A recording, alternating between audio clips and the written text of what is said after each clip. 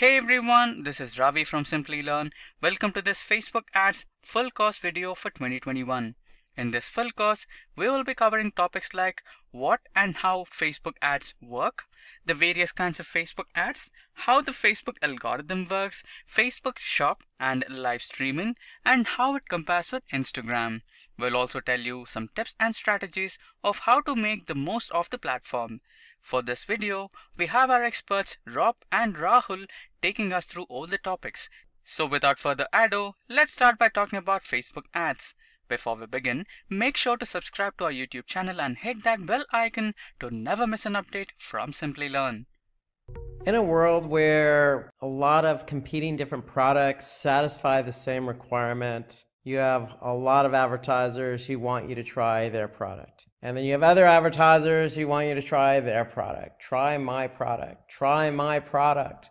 Try my product. Try my product. My product's the best. No. My product's the best. Try my product. Well, I want you to forget all that and try my product. Forget about those other advertisers. Try my product. Well, there's only one way you can prove your product is better than the rest, and that's with powerful advertising. And one of the best ways to advertise on the internet is via social media and through the largest social media platform in the world, and that's Facebook. So today we're going to talk about Facebook ads tutorial. And I'm excited to teach this class. My name is Rob Sanders. I'm with Simplilearn, and today we are going to talk about all the different ads that Facebook has to offer. So, introduced back in 2007, the Facebook ads platform has grown tremendously over the last few years. Almost $4 billion of revenue in 1 year. So what does that mean? That means there's a lot of advertisers. Why is there a lot of advertisers? Because a lot of people use Facebook. It's a popular platform.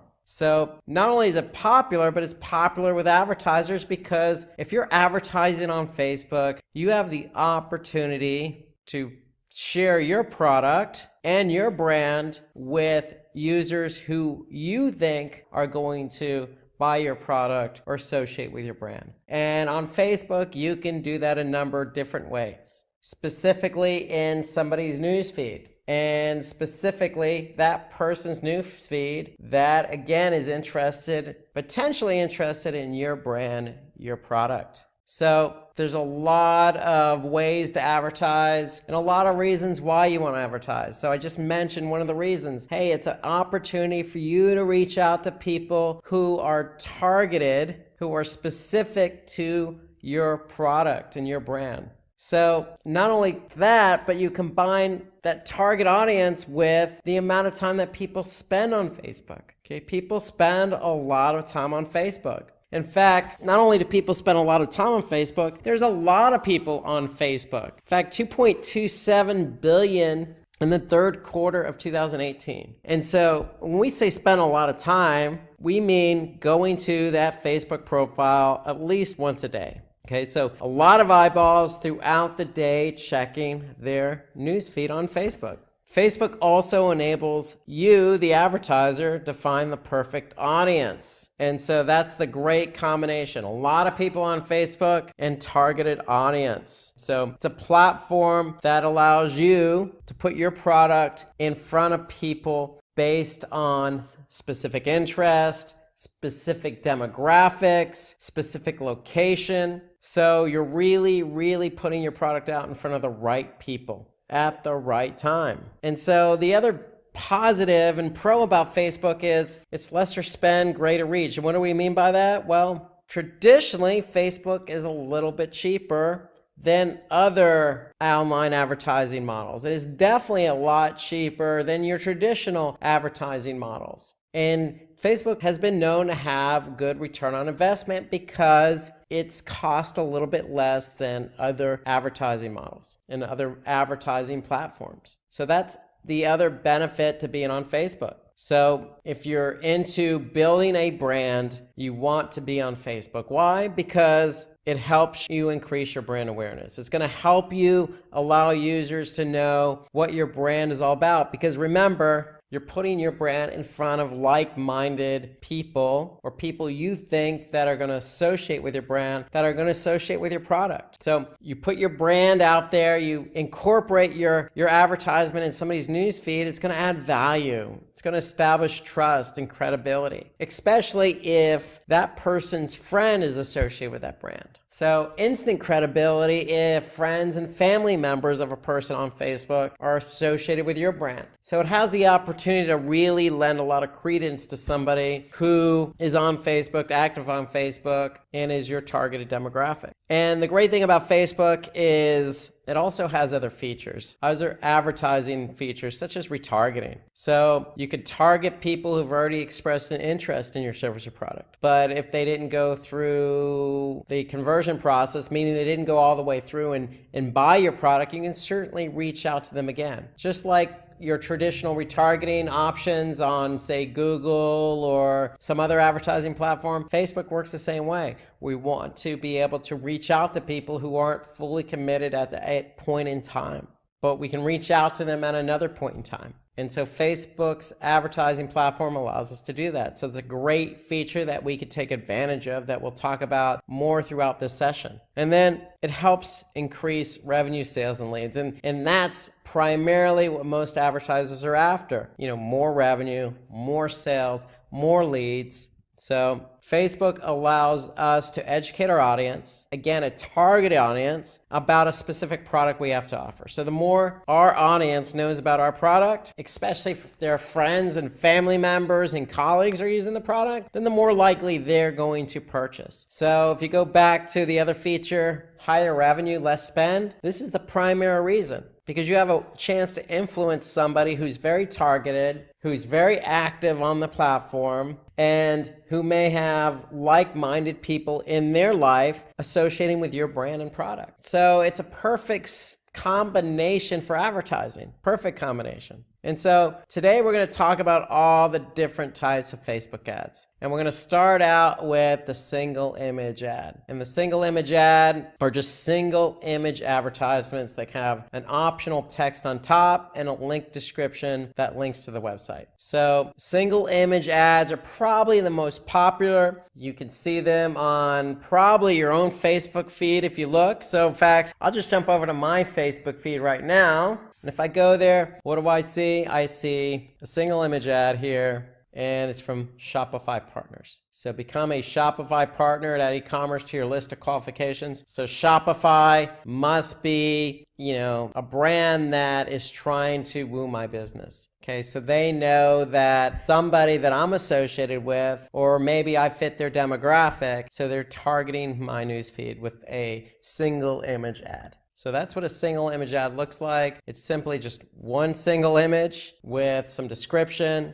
And the great thing about this single image, if you haven't noticed, is the pixels are pretty large. It's 1200 by 628, so it kind of stands out a little bit. It's not your traditional thumbnail. It really pops when you look at the newsfeed. So again, if I go back to my newsfeed here, you can see it just really stands out within the newsfeed. So I can't miss it. If I'm a targeted part of their targeted audience, it's hard for me to, not see this ad interact in some way, especially, again, if I know somebody in my network on Facebook, or either that be a friend or family member, is associated with that product. Okay, in addition to the single image ads, Facebook also has multi-product ads, or also known as carousel ads. And so what the carousel ads do is allow you, in carousel form, allow you to rotate different ads with different messaging and different call to action. And so here you can see Simplilearn has a example of a carousel ad where they're showcasing their different courses. So this allows users to view a range of all your different products and services. If you have multiple products and services to offer, then the carousel ads would be a good option for you.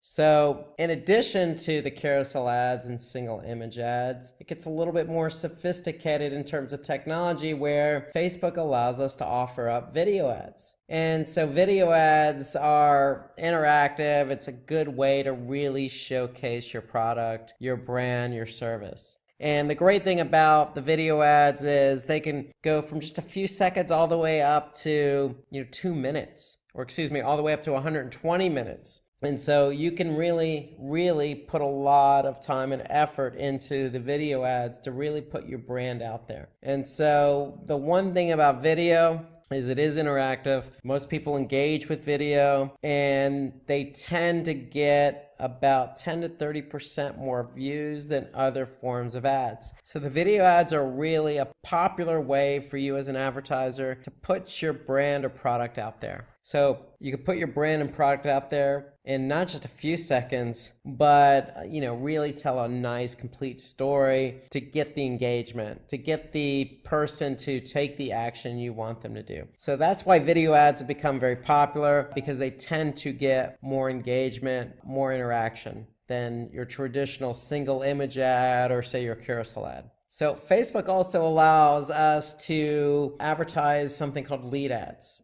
And what lead ads allow us to do is obtain user details.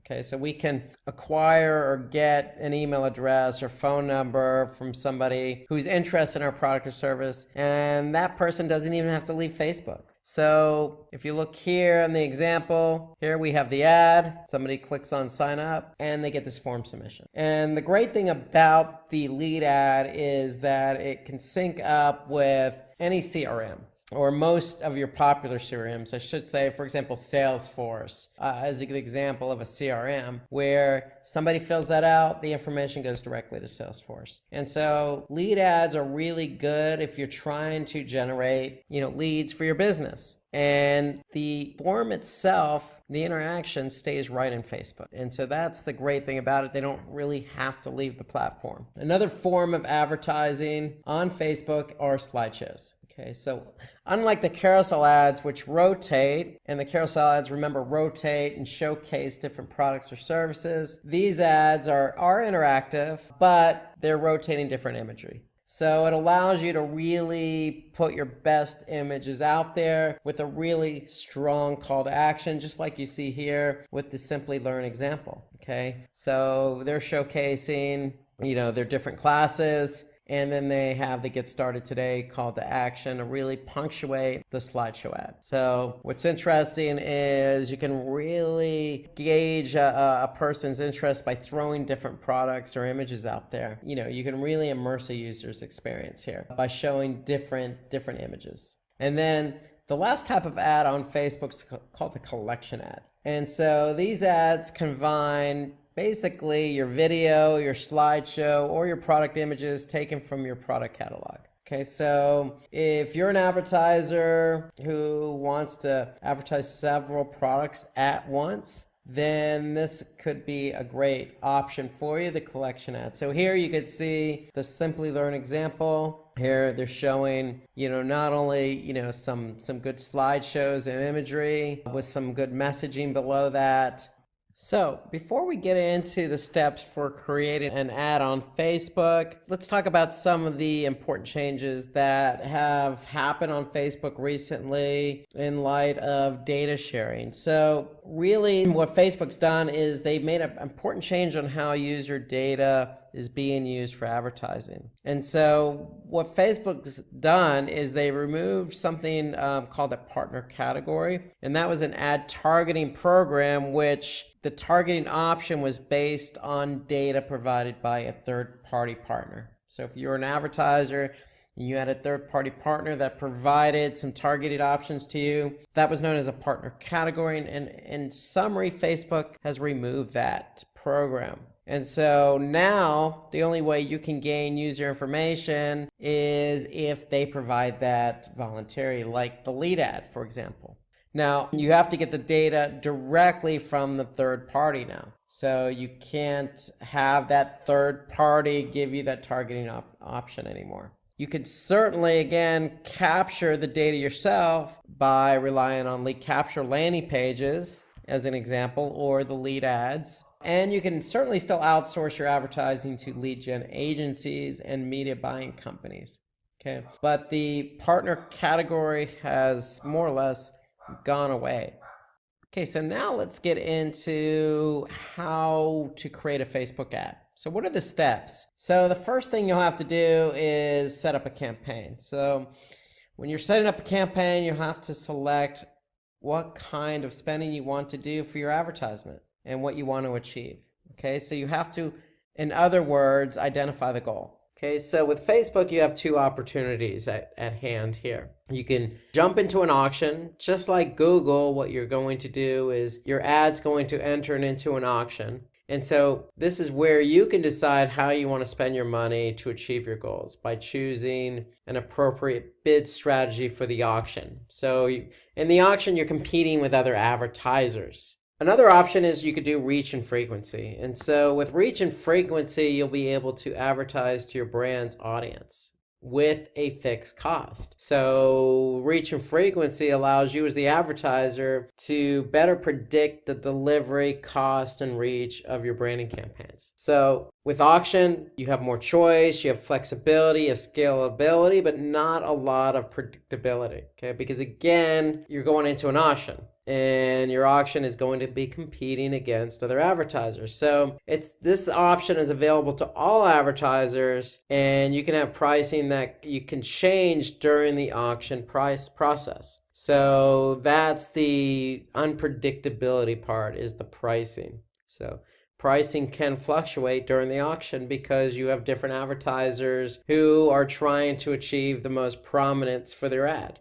With reach and frequency, you'll be able to plan and set up your campaigns and actually set it up so it's more predictable on how the delivery is going to be done with reach and frequency. So more predictability with reach and frequency because you could set everything up in your campaign. Okay. So again, with the reach and frequency, you'll be able to advertise with a fixed cost. Auction, you're not necessarily going with a fixed cost. You're going with more scalability, flexibility on cost. That can change. Okay. So once you choose your objective for your advertisement, then you need to choose the type of advertisement you want to do. And it's based on your objectives. So what's your objective? Is it awareness, to drive awareness? Is it to drive consideration? Or is it to drive a conversion? So these are the three objectives available to you for your advertising. You want to choose one of those objectives. So let's take a look at each of these objectives available to you. Okay, so let's start out with awareness. So awareness can help with creating an interest for your product or your service. So when we say awareness, we're thinking maybe brand awareness or product awareness to get out there in front of people. Okay, so with consideration, it's a little bit different than awareness, but not so different in that we're really aiming to get people to think more about our product and service and have them take the next step. So with awareness, you're introducing your product and service. With consideration, you're getting people to take the next step and start looking for information about the product or service you're advertising. And then conversion is kind of that final step. If you're really after conversion, you really want that person to make the decision.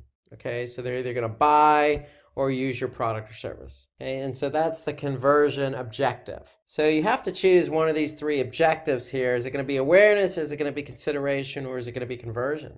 And so let's go back to awareness. Okay, so if we look at awareness, under awareness, we have brand awareness and we have reach. Okay, so when we look at brand awareness, really what we're trying to do is we're trying to increase awareness about our brand or the product in our brand. So these types of objectives, meaning awareness, don't really emphasize interaction. Okay, you're not really trying to get somebody to purchase or buy something or opt into a newsletter. Really, your goal as an advertiser with brand awareness is to get your product out there so people are aware that it exists, okay? Let alone forget about buying it or opting into a newsletter. Your goal with awareness and brand awareness is to get people to see that you're existing, your product exists, your service exists, it's available. And really, the aim is to create high brand recall.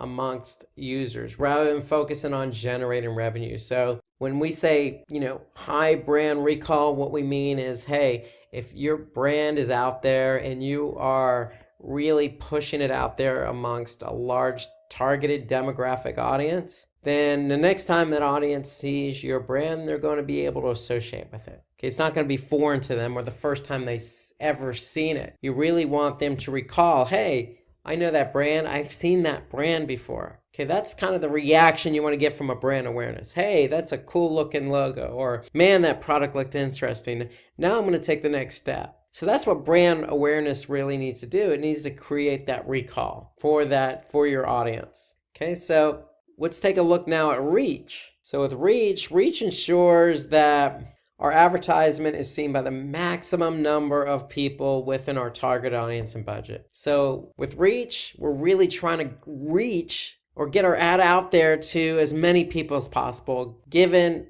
who we're trying to target and given the amount of money we have to spend. So it helps to target a smaller audience to visit your website, watch your video, or even convert on your website. Okay, so that's with reach, we're just really trying to get it out there. Okay, so let's move on to consideration. So we talked about awareness, we talked about brand awareness and reach. With consideration, we have, people who are willing to take that next step. Okay, so if we're targeting a specific demographic and we're looking at consideration, we really want them to do something with our ad. We don't want them just to recall it or see it for the first time. We want them to take that next step. And so with consideration, we have traffic. So if we have an ad, the least we want somebody to do who's seen our brand before is at least click on our ad. Okay, so we want people to, click on our ad and go to our website. Really, that's a goal of consideration is, hey, I know that brand. I've seen that brand before. Let me click on this and see what they have to offer. So this might involve them listening to a podcast or reading an article or being introduced to an app. So really you're setting the stage for further down the funnel by further introducing them to something that's on your website. So you really want them to take that next baby step. The next baby step is clicking on the ad, going to your site, and further educating themselves about your particular product or service. So Facebook shows these advertisements to people within your target audience based on their past behavior. Okay, so that's a great thing about Facebook. You can really, really get targeted here with your audience. Okay, so engagement. So we talk about traffic, we're going to talk about engagement. So these types of ads are useful when we want users to engage more with our ad. For example, we can, really have an advertisement or a post that will allow people to like it, they can respond, or even take advantage of an offer. So that's what we mean by engagement. We really want people to react positively within Facebook about our ad or our post. Okay, so it can help with building an engagement audience for your Facebook page that can be used for future advertising campaigns. So we're really getting people to take that next step. And what's that next step? If they don't go to our website, they can like what we have to say. And then we can have app installs. So that's another option to us for consideration. So app installs are great if we want to send users to an app store, for example, so they can download our app. So if we're really, really pushing an app that we just developed, then an app install could be a good opportunity under consideration to allow that user to take that next step and download your app so that at a later stage they can go and interact with the app. We have video views. So video views are good advertisements when you're promoting your product or service and you really want a high number of views. So remember, early on we were talking about the types of ads available on Facebook. We talked about video views, how they get 10 to 30% more engagement. Well, that's really what we want videos to do. Under consideration, we really want people to understand what we're trying to do and really engage with our product. And so they could turn around and like it. They could turn around and push it out to their friends. So video, we know, is high engaging with an audience. And so having a video allows you to really allow that video to potentially go viral. Okay, so video views help users engage and enables the creation of an audience which can be used for future advertisements. Okay, so highly engageable, interactive, allows people to, really take that next step with your product or service by really getting to know what you're all about. Okay, then we have lead generation. So lead generation is interesting because remember those leads ads we mentioned when we were talking about the type of ads that Facebook has to offer? Well, lead ads, or if you have a lead generation type ad, really what you could do is you can just collect the information. So if really somebody's interested in your product or service right away, then you can generate a lead ad and allow them to say, hey, you know what, I'm interested. I'm going to sign up for your newsletter. Or yes, I'm interested in your product or any future giveaway or promotion you have to offer. Here's my email address, here's my name, here's my phone number. So lead ads are great for consideration because somebody knows your ad, they've likely engaged with you, they like what you have to say, and they're willing to take that next step. And you can integrate your lead ads with third-party apps that's tied to your CRM. So, for example, Salesforce. Lead ads can sync up right with Salesforce, and then you can then follow up with that user at a later point. So that's consideration. So we have a lot of good options available to us under consideration. We could drive traffic, video views, app installs, just regular engagement, and then we got lead gen. So we got a lot of opportunities for consideration if you're really trying to target people who are already familiar with your brand or product or service. And then last but certainly not least, we have messaging. So with messages, these ads aim to convert a user's interest in a product to a successful sale or conversion. So it targets people who are more likely to respond through Messenger. So Facebook Messenger is a service that is integrated nicely in with Facebook. And so with Facebook Messenger, you can communicate with that person directly just through Messenger. Okay, so it could be a chatbot or it can be a rep who can act as customer support or provide more information about the product or service. So you can use Messenger to your advantage. You can talk right away to somebody who is really interested in considering your product or service. So this is kind of the capstone of consideration because it takes into account one of Facebook's most popular features, which is Messenger, and allows you as an advertiser to use that feature to engage with your targeted audience directly. Let's turn our attention to the last objective, which is conversion.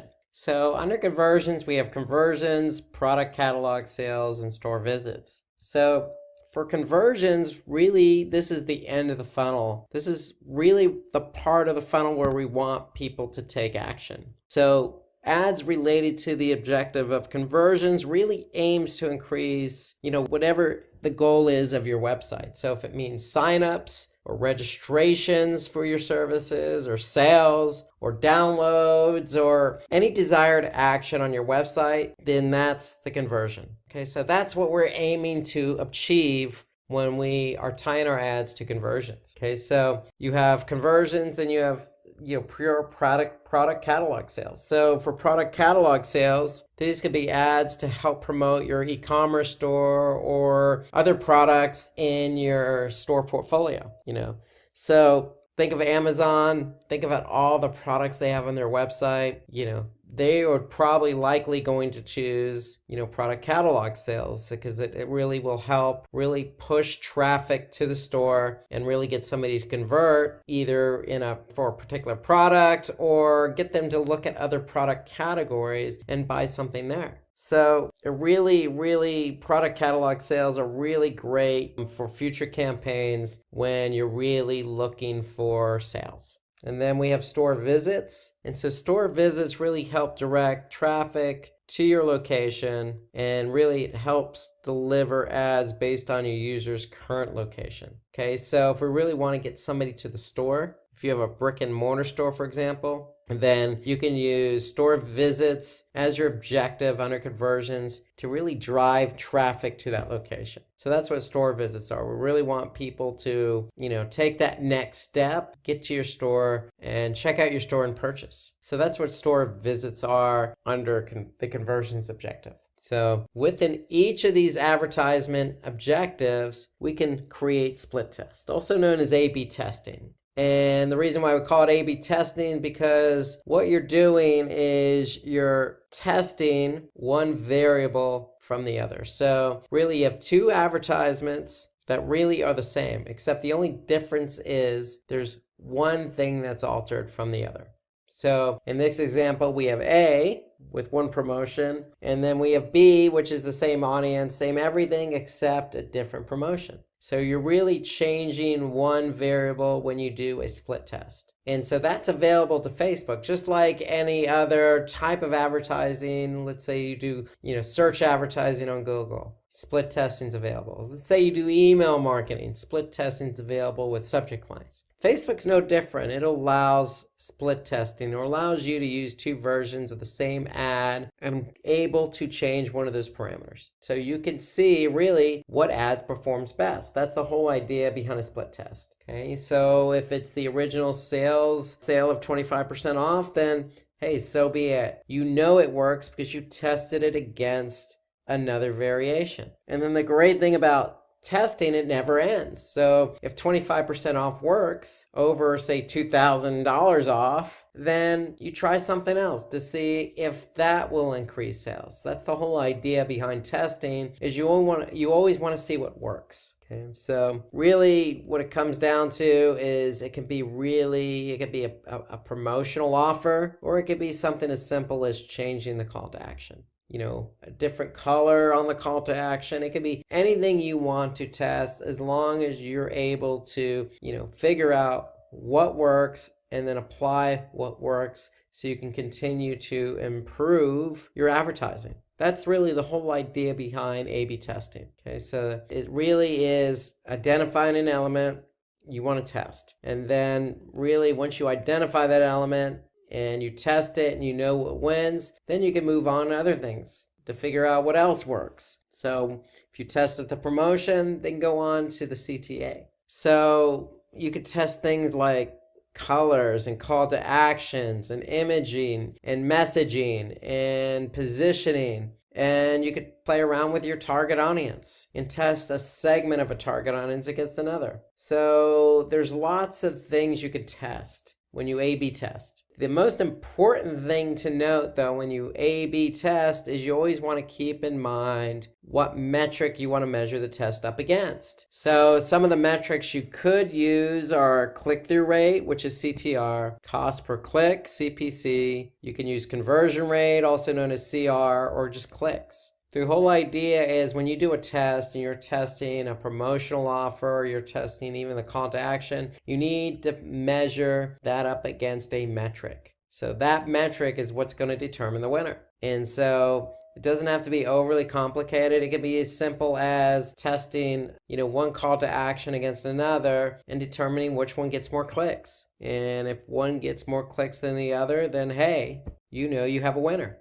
Okay, let's go through the steps of creating a new campaign on Facebook using Facebook's Ads Manager. So you're going to log into facebook.com/ads manager, and you're just going to click on the Create New Campaign button. And when you do that, you're going to see a screen that looks just like this. And you're going to go through a series of steps. So as we presented earlier, the first step is always choosing your objective. So we have awareness, consideration, and conversion. So recall that awareness was getting your brand out there to people who never seen your brand or product or service before. So it's a matter of trying to reach as many people as you can to get your brand out there. And so you have brand awareness or you have reach. Remember, one is controlled, one is uncontrolled. Okay? So reach is a little bit more controlled because you could set your budget.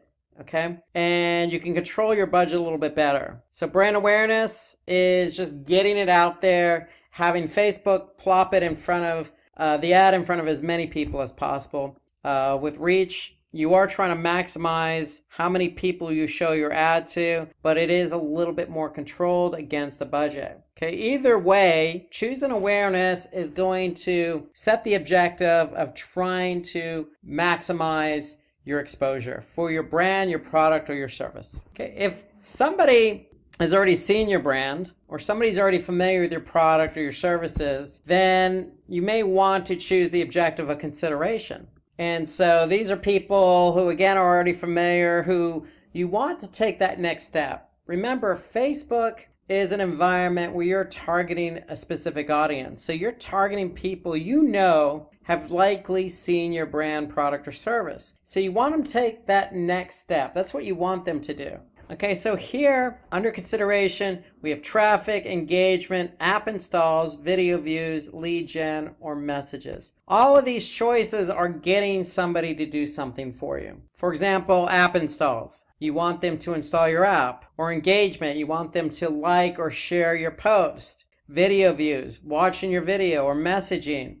You want them to interact with you via Facebook's Messenger feature. So all of these are interactions of some sort where somebody's taking that next step. They've seen your brand, they're interested, but they're not quite ready to purchase yet. Okay, so that's what consideration is. Then you have conversion. This is people in the funnel who you know or think you know want to convert. And when I say think you know, meaning, you're really targeting people who you've targeted before, who maybe has purchased from you before, or is exactly the type of audience you're looking to purchase. Okay, so you have conversions, you have catalog sales, and you have store traffic, meaning driving foot traffic to a store. Okay?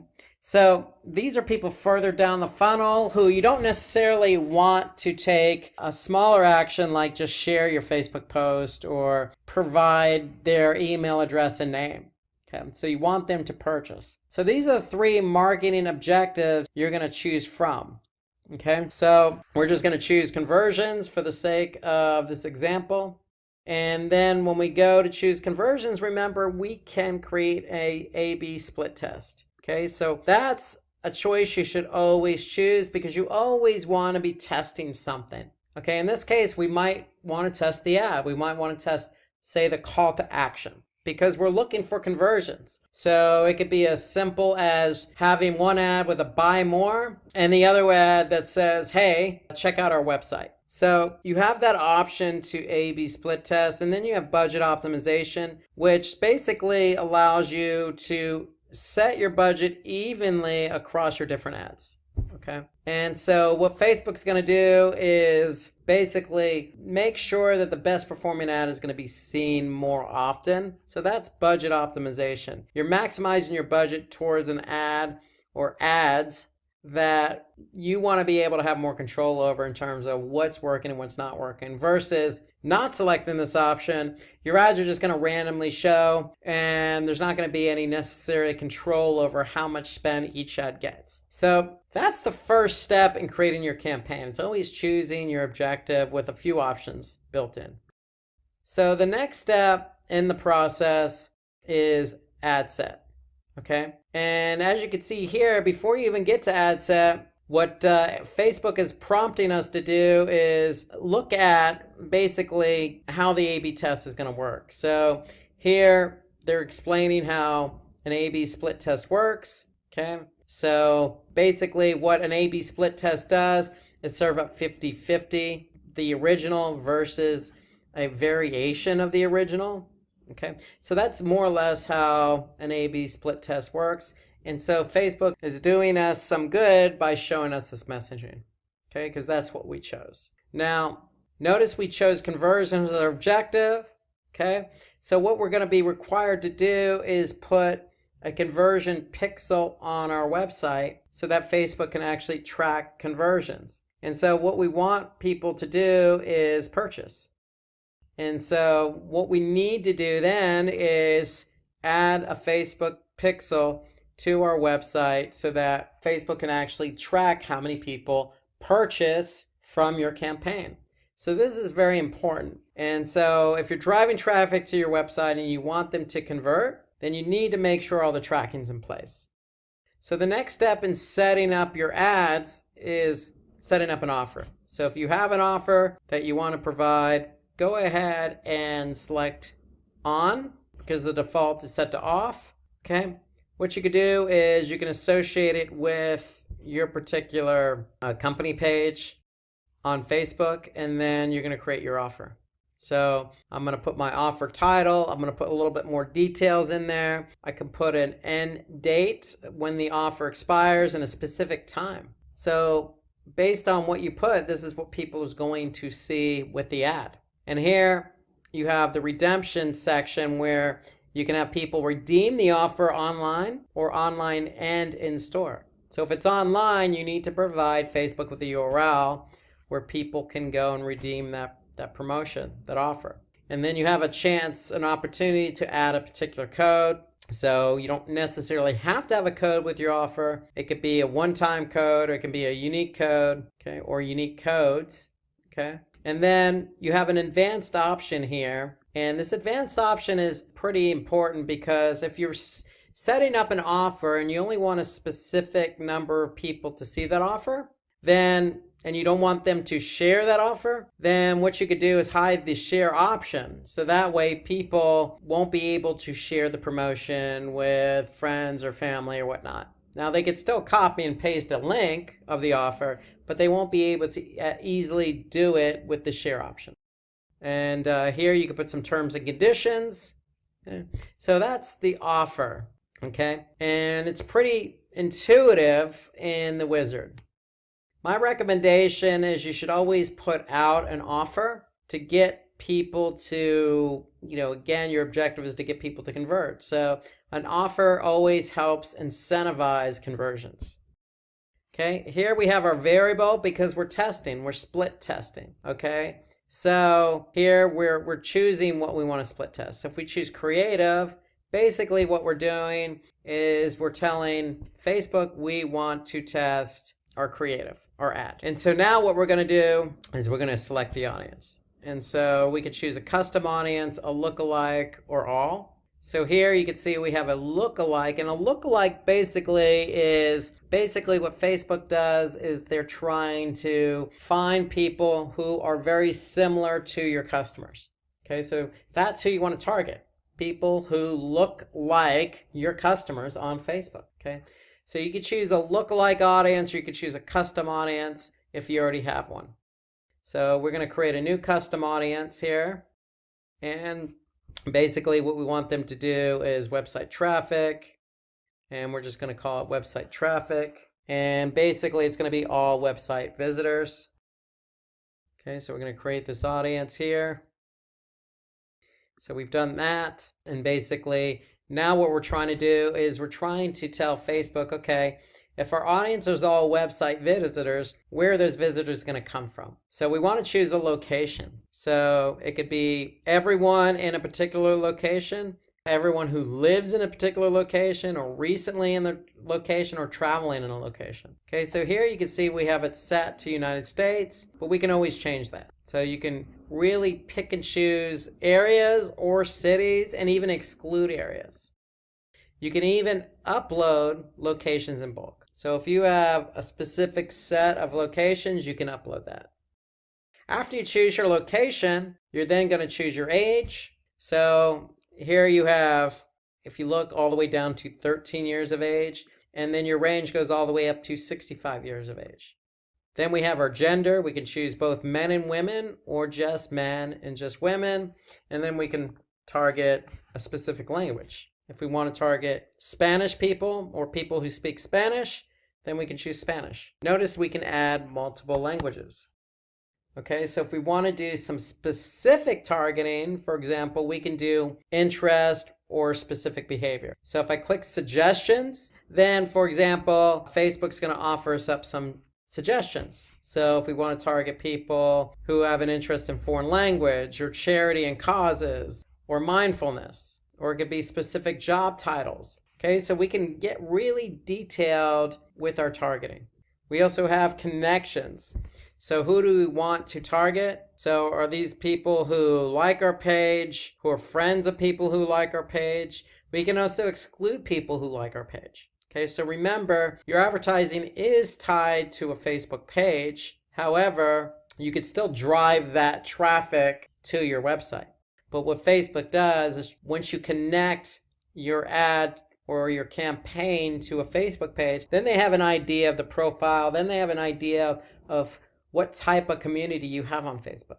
Okay, so that really helps them offer you more detailed targeting in the form of connections. Okay, so when we're done, we could save the audience. So I'm just going to name it English and Spanish. Click Save. Okay, now I have my audience saved. And the important thing here is that this audience is saved. We can use it at a later date, or if we're setting up a new campaign, we can pull from the same audience under Use a Saved Audience. So if I just type in English and Spanish, you'll see my audience here. Okay, and we can always edit it if we need to. Okay, so next is the placements section. So here, placements is where we want to show our ads. Okay, so we want to be able to place our ads in the proper placement. And so what Facebook does is they actually recommend you do an auto placement. And so Facebook will, based on your audience, show your ad in different spots or different placements throughout Facebook based on the people you're trying to target, the audience. Okay, so in this case, we're targeting both Spanish and English, okay? And we're targeting 13 to 65-year-olds who live in the United States.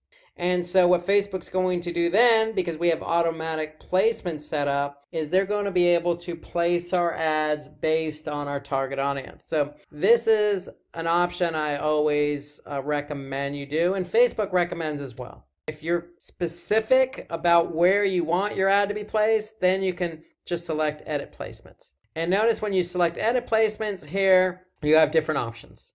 Not only on Facebook, but on Instagram as well.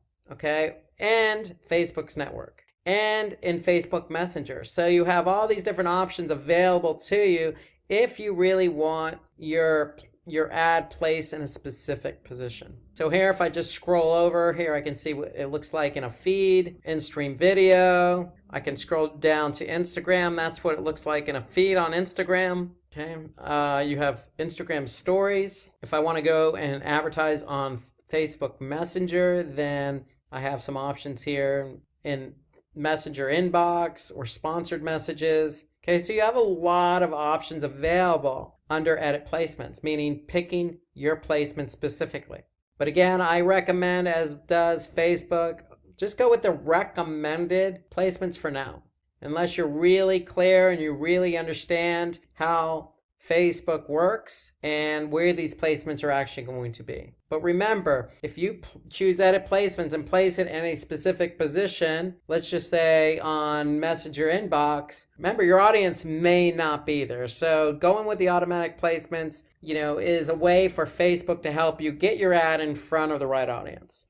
Here, the next section, delivery optimization. Okay, how much of our ads are optimized and delivered? So remember, we chose conversions here, so we're going to optimize our ads for conversions. So what Facebook's going to do is take into account each conversion that each ad is getting. And they're going to show that ad that's getting more conversions more often than the ads that aren't getting as many conversions. Okay, so they're optimizing the ad delivery based on how many conversions each ad gets. And there's an option in here as well. So you can put a cost control in place. So you have an average cost per purchase. Okay, so Facebook will aim to get the most purchases and spend your entire budget. Okay, if you put in an average cost per purchase. So for example, if I'm selling t-shirts, I may not want my average cost per purchase to be $20 because I'm not going to make any money. So I'm probably going to choose maybe $2, $3, $4, even as high as $5 on a cost per purchase, because I want to make sure I'm not spending a lot of money just to get a purchase. So you have that option available to you to put in as a cost control. And here we have a conversion window. And so what this conversion window is going to do is, help Facebook optimize your ads a little bit better based on the number of conversions that happen in this window. Okay, so you have some other options in here. You want to do standard delivery, ad scheduling. You can run your ads on a schedule, or you can run them all the time. Okay, And then moving down to the next option in our ad set is we have split test budget and schedule. So we have the opportunity to put a budget in place for our ads, okay? And we can schedule the A/B test to start running immediately if we want to, or we can have the A/B test run at a specific date, and we can have it run for a specific period of time. So this goes all the way back to the first option where we chose A/B split test on step 1. So we have a series of options available to us for the split test. Okay, once we have all our options in place, okay, we're going to click continue. And then the final step is actually setting up our ads. Okay, so what we're going to do is we're going to name our ad, in this case, ad A. Okay, it's going to be tied to a Facebook page. It's going to be tied to an Instagram account. And then we could choose the format of our ad. So remember, we have a lot of different options available to us on Facebook. We have the carousel, which allows us to have multiple images scrolling horizontally. We can have that single image ad. We can have a video. We can have a collection of images. So we have a lot of options available to us. And then what we could do is we can link up our ad to a specific page. Okay. Now, before we do that, we want to be able to upload our images. Okay. So we're going to manually choose images, videos, and links. Okay. And then we're going to add some text to support that image. Okay. And so when we add text in for our ad, we have the option of setting up a headline. Actually, it's not an option, it's actually mandatory. The description is actually optional, okay? But my recommendation is you want to add a headline that's going to grab attention, and you want to add a description to support that headline. So I always recommend putting in a description.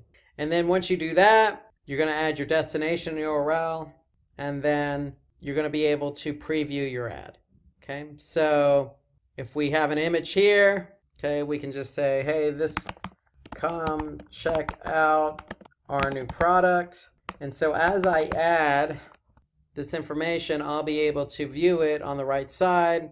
Okay, so it looks like Facebook at this point is not able to view the image, but normally you're able to see a preview. In this case, it's on the mobile news feed. So if we drop down, we can see desktop right column. Okay, so we need to really choose our images. So we're going to change an image here. Let's see if I can choose another image. Okay, I'm going to choose an image here. And so now I can see the image. Now I can see the headline. And then I can see what it looks like just by changing the placement. Okay, so if I want to choose Facebook stories, whoops, that's not available. If I go to, for example, instant articles, okay, here I can see what my ad looks like on instant articles. So it wasn't available on certain placements because of the type of ad we chose. But the point being, when you set up your ad, you choose your image and you write your headline and put your destination URL in, then you'll be able to preview it on certain placements, depending on what type of ad you chose. Okay, once you're set up, and remember, we're setting up A/B testing. So that was ad 1. Now we want to test the second ad or the variation. And so basically what we want to do is choose the same type of format. Then what we want to do is pick a variation. What is that variation going to be? It could be maybe just a different headline, okay?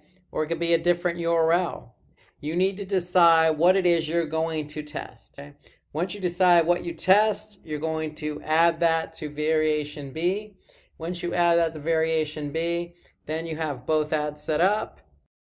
Once you confirm, Facebook is going to confirm for you whether the ads meet their criteria. Okay, and if it doesn't, in this case, you could see we have some errors. Then we need to go back and fix them. So I'm going to go back and choose single image ad.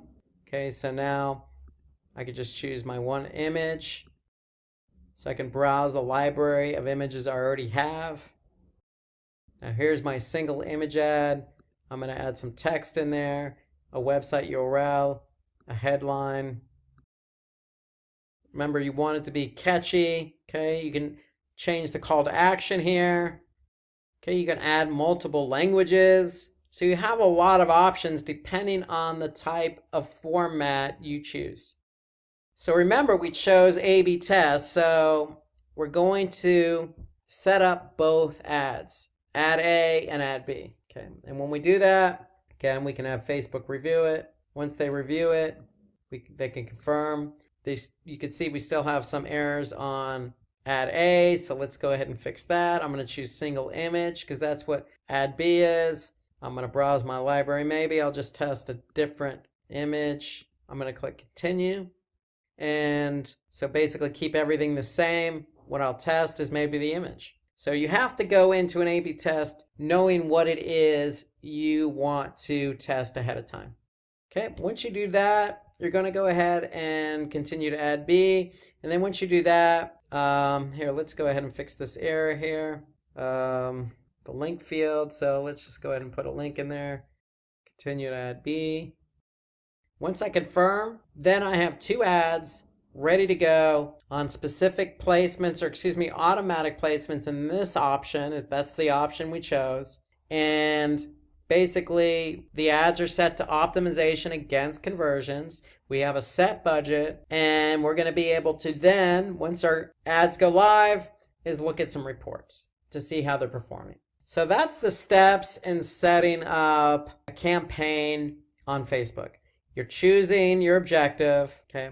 Then you're setting up your ad set, okay? And then once you set up your ad set with your target audience, then you're actually going through the motions. In this case, we set up 2 ads because we chose A/B testing, okay? And if you didn't choose A/B testing, then you would just choose to set up the first ad. And once you do that, you confirm, and voila, your campaign is set up based on these 3 steps. Okay, so let's review with some do's and don'ts of Facebook. So we mentioned the types of ad that Facebook has. We mentioned how to set up a Facebook ad itself and choosing the right objectives. And so some of the do's involved are just what I mentioned. We always want to do A/B testing on our ads. Whether that's, again, just changing out the color or changing out an image, you always want to do A/B testing. Because Facebook has, carousel ads, and because they have, ads that can rotate, and you can use even video with your ads, you always want to take advantage of what's given to you. And so Facebook allows you to do it. So if you have the opportunity to have a video ad, then use the video ad. Highly recommend it. Remember, video ads have higher engagement. So definite do is use engaging videos and imagery. So you don't necessarily have to use a static ad or image ad. You can use the carousel, for example, or the presentation mode, where you could show multiple images to really showcase your product and service. So with all the advertising that you do, you always want to align your messaging. So use a message that will stay with the audience. Okay, so use something that's going to be able to trigger. Remember, it depends on the funnel and where you're at. So if you're awareness or consideration or conversion, that has to align with your messaging. So if you're, targeting ads, and you want people to convert, then your message is going to be as such. You're going to talk to people as if you want them to convert, as if they're ready to convert. And you want to keep your message consistent and simple. So remember, the ads are available to you, and you have so many different features available to you within those ads, but that doesn't mean you got to convolute it with messaging. So keep your message consistent and simple. If it's brand awareness, definitely keep your message simple so that people can understand exactly what it is your product or service is all about. Then you want to alter your reach so that the ads are shown to the appropriate audience. Okay, so you always want to keep in mind who you're trying to target. Okay, so you don't want to target somebody who's not in your demographic. So alter your reach so that the ads are shown to the appropriate audience. Remember, you have, reach available to you, and reach allows you to really pick and choose exactly who you're targeting to and how often. Remember, you want to reach as many people as possible, but you don't want to reach the wrong people. Okay, some of the don'ts some things you want to stay away from is you don't want to put all your money on one campaign. So you want to separate out your budget, allocate your budget across different campaigns. And I would even take that a step further and, put different types of ads in different campaigns just to see what works. So again, it depends on where you're at in the funnel. If it's just brand awareness, okay, maybe create a campaign for that. If it's consideration, create a campaign for that, because in consideration, you might have lead ads in there. Say with the awareness campaign, you may just have a single image ad, okay, just to introduce your product to somebody with a simple message. So you want to, definitely think about how you want to separate out your campaigns, but don't be afraid to separate your campaigns by the type of ads.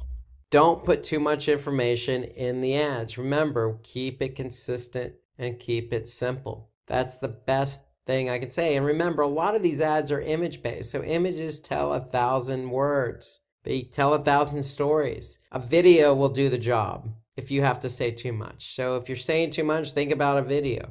But if you're using an image, let the image tell the story. Okay, don't forget to proofread your ads. I can't stress that enough. Remember, if you're an awareness campaign, this is the first time somebody's seen your product or service. So you definitely want to get the messaging not only correct, meaning consistent and simple, but grammatically correct. You don't want to be so active on your Facebook page. So, when I say don't be so active on your Facebook page, really, it depends on where you're at. You're trying to introduce a product or service. So that doesn't mean that you need to go out and tell everybody to start buying your product. Remember, these people may not even know who you are, what product and service you offer. So you want to be able to approach your audience on your Facebook page in a manner which is suitable for your audience. And then have an image that doesn't correspond to the product being advertised. So you want to be able to, have an image that does correspond. So if you're targeting a specific audience with a specific product, then make sure the image on your Facebook page aligns with that. Okay, don't be inconsistent. Don't confuse the audience. Be consistent with your imagery as well as your messaging. Okay, so those are some of the don'ts, things you want to stay away from when you're advertising. One of the biggest challenges Facebook faces is to keep people and businesses happy with continuously driving change in its functionality. Recently, new challenges have been added in this light of privacy, of user data and fake news. The engine of Facebook's platform to drive all these changes is the Facebook algorithm. Understanding Facebook without understanding the Facebook algorithm will limit you in efforts to use Facebook successfully. By the end of this lesson, you will be able to discuss the recent newsfeed changes, to explain the concept of organic reach in Facebook, explain the new Facebook algorithm and its main components, identify the 3 active interactions in the Facebook algorithm, and discuss the future of the Facebook newsfeed. The Facebook algorithm is Facebook's secret sauce in which is decided which post to show in your newsfeed, whether it's your friend's post or a post from a business.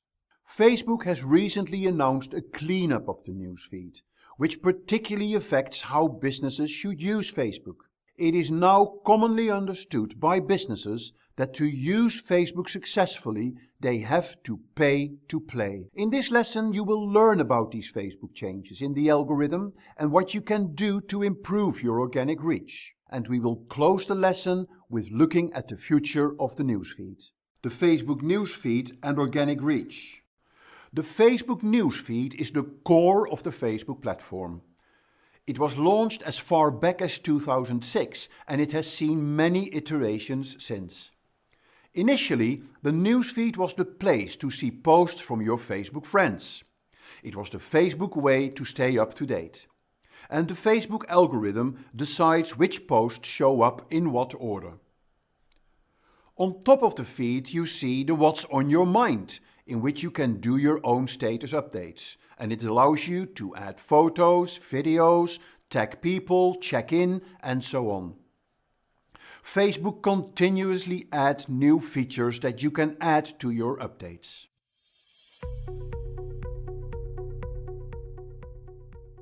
Newsfeed is the place where you can see the activities of your friends and the pages that you follow. You can access the newsfeed on the mobile app or on your desktop. I'm going to show here how to access your newsfeed on the desktop.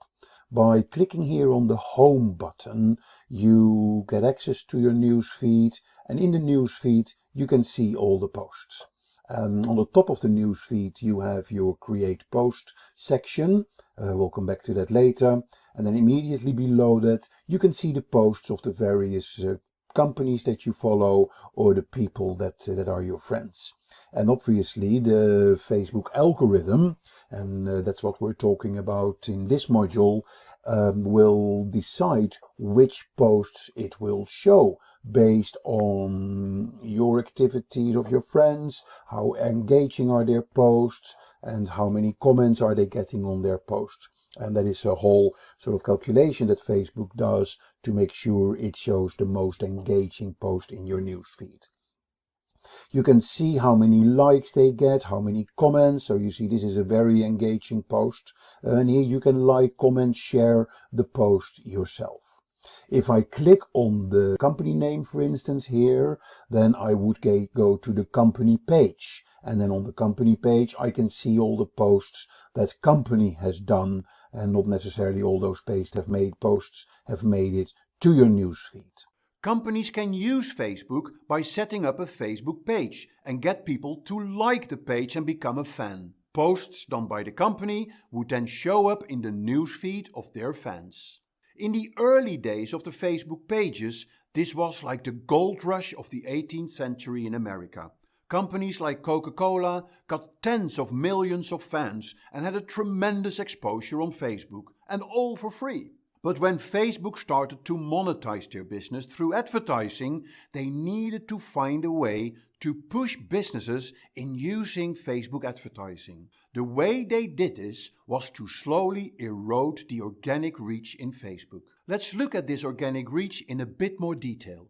On this slide you see how organic reach has dropped over the years and how the Facebook share price has increased. They are clearly related. The share price has gone up because a continuous drop in organic reach forced businesses to use Facebook advertising to reach their audiences. And this strategy clearly works. What started as small-scale advertising opportunities for businesses on the side of the newsfeed, then in the newsfeed, and then on the mobile, next businesses could advertise in videos.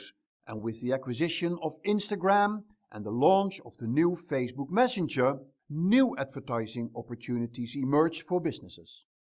But this drive towards growing advertising revenues came at a price. Where the newsfeed once was the place where friends posted updates on what they were doing, it became a garbage bin of business posts, ads, trivial videos, fake news, quotes, and other irrelevant stuff. Practically impossible for the algorithm to manage. You may have noticed this yourself when you checked your newsfeed over the years. It used to be a place where your friends shared what they were doing. And it became a place where you could find stuff that the Facebook algorithm believed you liked. Facebook knew it had to do something about this.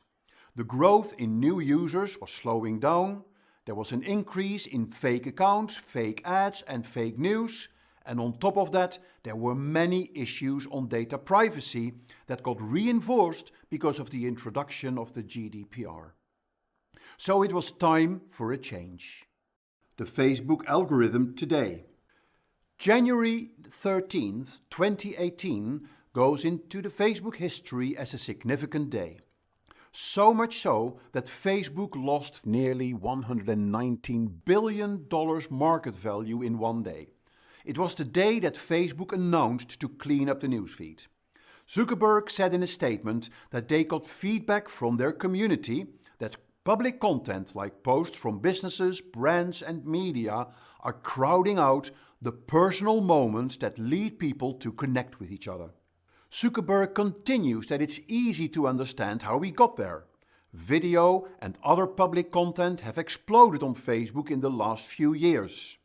But what he doesn't say is that Facebook is a big culprit itself in polluting the newsfeed by pushing more and more businesses into advertising and by offering more and more places on Facebook, Instagram and Messenger to advertise.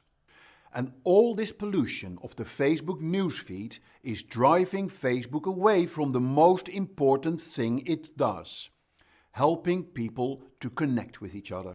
To cut a long story short, Facebook has dropped organic reach to less than 3%. And businesses now understand that they have to pay to play, or in other words, use Facebook advertising to reach their audience. So, where in the early years of the Facebook page you could build your audience and your brand organically on Facebook, and then use Facebook ads to give your reach a boost, nowadays you have to pay to play. But don't let this scare you, it doesn't have to be expensive. And Facebook has created an amazing advertising platform that can help you achieve your business goals. And don't worry, there are still ways that you can beat the Facebook algorithm and improve your organic reach. In the next few slides and lessons we will explain you how to do this. So let's look at today's Facebook algorithm in a bit more detail. The Facebook algorithm has to make sure that it selects the most relevant posts for you from the thousands of potential posts that may be displayed in your newsfeed. It analyzes the posts and arranges them in a way that you would like to see them. Its aim is to give you a better overall experience. It does this by looking at 4 different elements. It looks at all the available posts, it analyzes these posts on various factors called signals, and it predicts how you would react to the posts. It then summarizes all this with a score.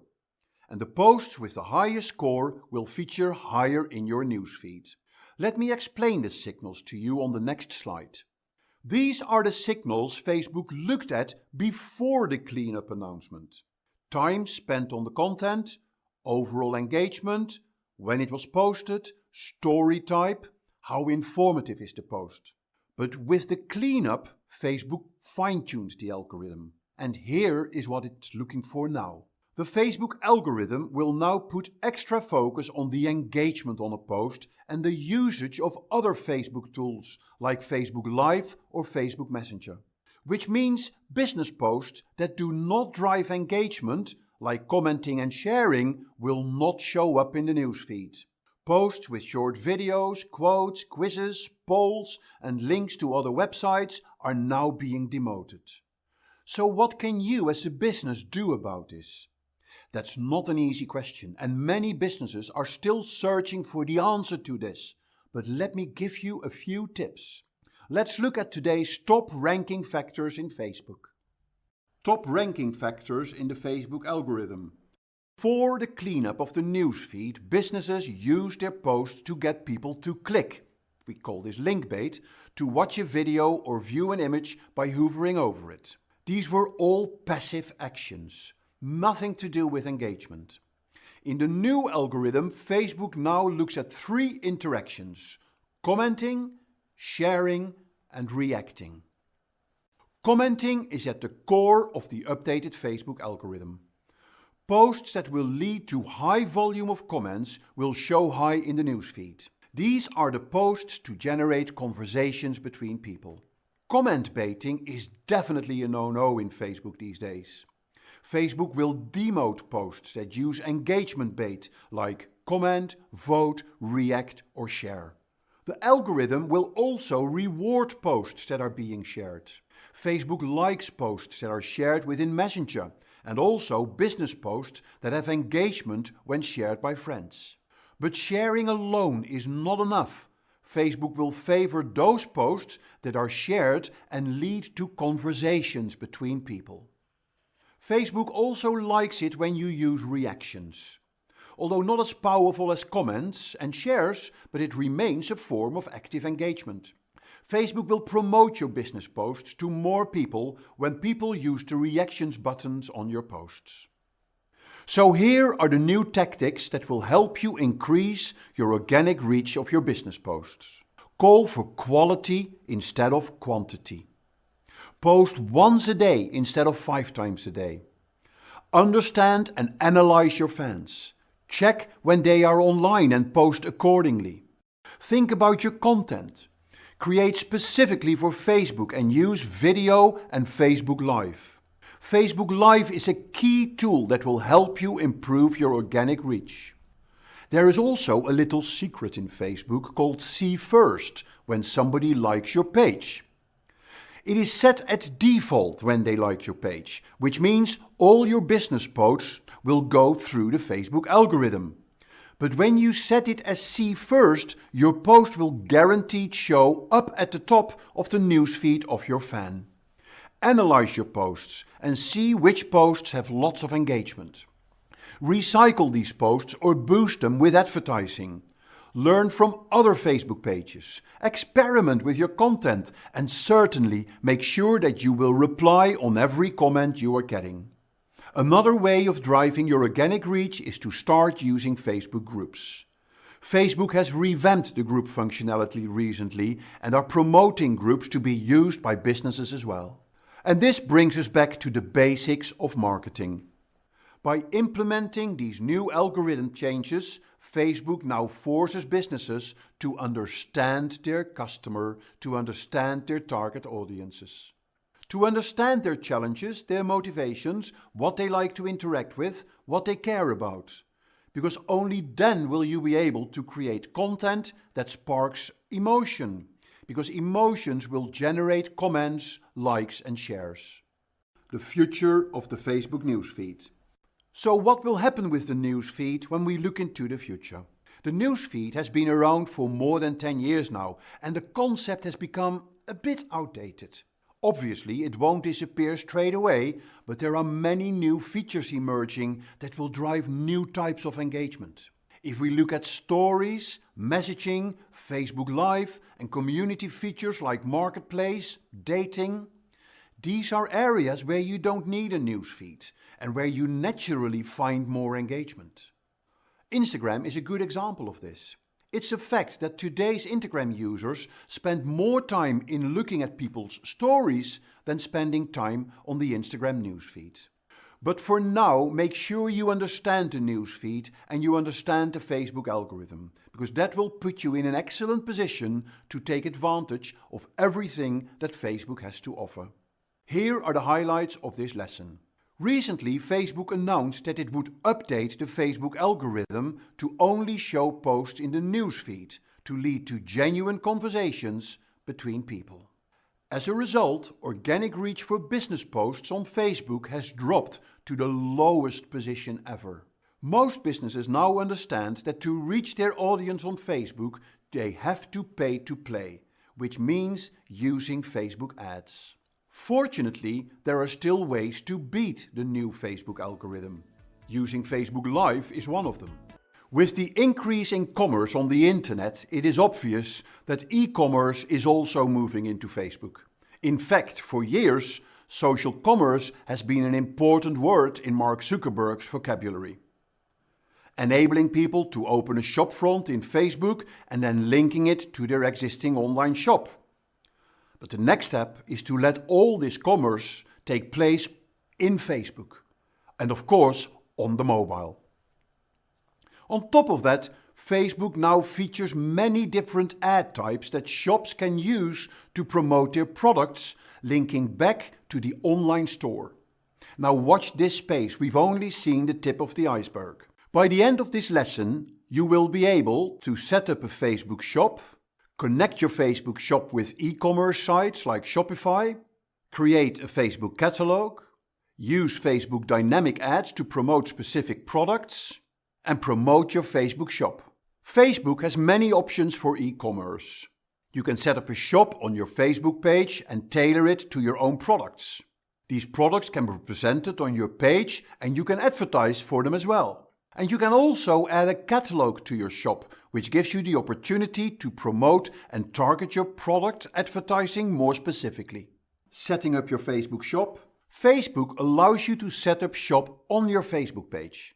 By doing this, you can promote your products on Facebook and offer prices for your product. You can also add a Shop Now button. Once people click on the products, it will take them to their website where they can place the order they want to buy directly into the shopping trolley. Setting up a Facebook shop has many advantages. You don't need an existing catalog, so you can add an unlimited number of products you want to feature in your shop. Like any shopping catalog, Facebook allows you to organize your products in collections so people can easily find the products they are looking for. And by activating the messaging button, people can ask questions or even place an order.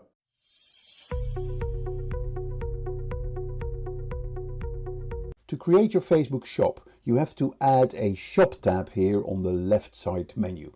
Now the way to do that is to go to the settings, and then in the settings you click on the templates and tabs, and then here you see you currently haven't got the shop as a tab, so you click add tab, and that's where you have shop. So you simply click add tab, and that means your shop has been added, and then you can drag the shop to a higher level in the tab menu.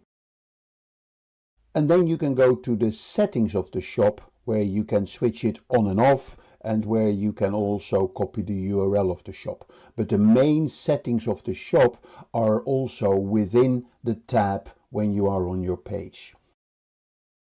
So now that we've installed the tab for shop, you now see on your home page of your Facebook page, you here see as the third item the shop. Click on the shop, and the first thing obviously you need to do is to agree to the terms and conditions for your shop. You click continue, and then you're basically going to set up all the details in your shop. Now, the first question you need to answer yourself is, how do you want people to buy the products from your shop? They can either send you a message to buy, you can activate that, or you can drive them to your website. For instance, where you have your online shop, you can just get them to the link of that particular page. So for this demo's sake, let's click message to buy, and we'll click on continue. You select a currency, and then you click save, and you're getting to the next screen of your shop setup, where you're going to add products, and you can also add the description of what you sell. So when I click here on describe what Simply Business sells, I have 200 characters to describe what my business does. So I can just add, for instance, for the demo's sake, social media, training, products and services. And I click save changes. And then I'm going to add products. So if I click on add product, you're going to add visuals for your product. You can add a video of your product. You can add name, the price, whether the product is on sale, a description of the product, whether you want to share this product on your Facebook page. You can give inventory information, different options about your product like sizes and colors, and how you want it to show up on your page, and who do you want to be able to see the product. So let's add some products. So here we're going to go to the photos that we're dragging from the desktop. So let's say that is product 1, and we're going to use that. This is social media book, and the price is £10, and the description, how to attract, date and love your customers on social media. This going to leave these as standard options, and I click save, and now I have my first product added. And I can add more products. So you see how the product features in the product list.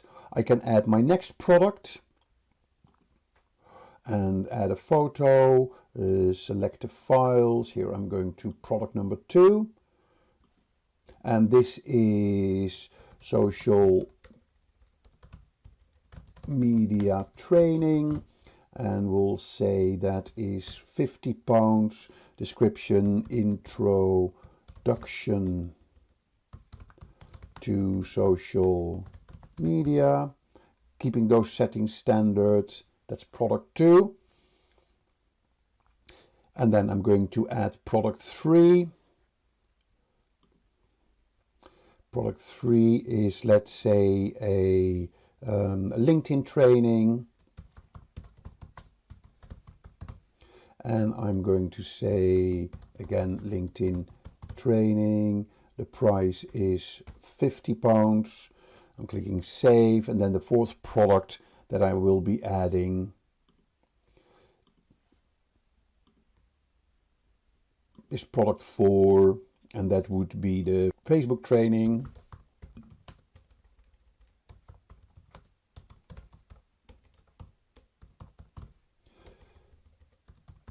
And that would be, let's say, £50 as well. Introduction to Facebook. And I'm clicking save. Yeah, if I now do a refresh of the page, you will see that all the products show up. Now, there is another area where you can actually put products in different collections. So for instance, if I want to do the Facebook training and the LinkedIn training in a collection, I can then click here, add collection. Yeah, so these are the products that are currently in the catalog, but if I'm going to add a collection, I'm going to say training products. Yep, and then I can add the products to the collection. The one I wanted was Facebook training and LinkedIn training. I've now added 2 products to this collection, and I can then click save. And if I now go back to my shop, so let's go to the page and I'll go to the shop. You now see that I have 2 collections that I can sort of scan and browse through, and I have my different products. So I can now start promoting my shop through Facebook advertising or by sharing particular products from my shop on my timeline. Here you see an example of a Facebook shop. You can see the desktop and the mobile version of it. On the desktop you can see the shop tab on the left. You can decide what position the shop takes in the tab listing. You can do this in the settings.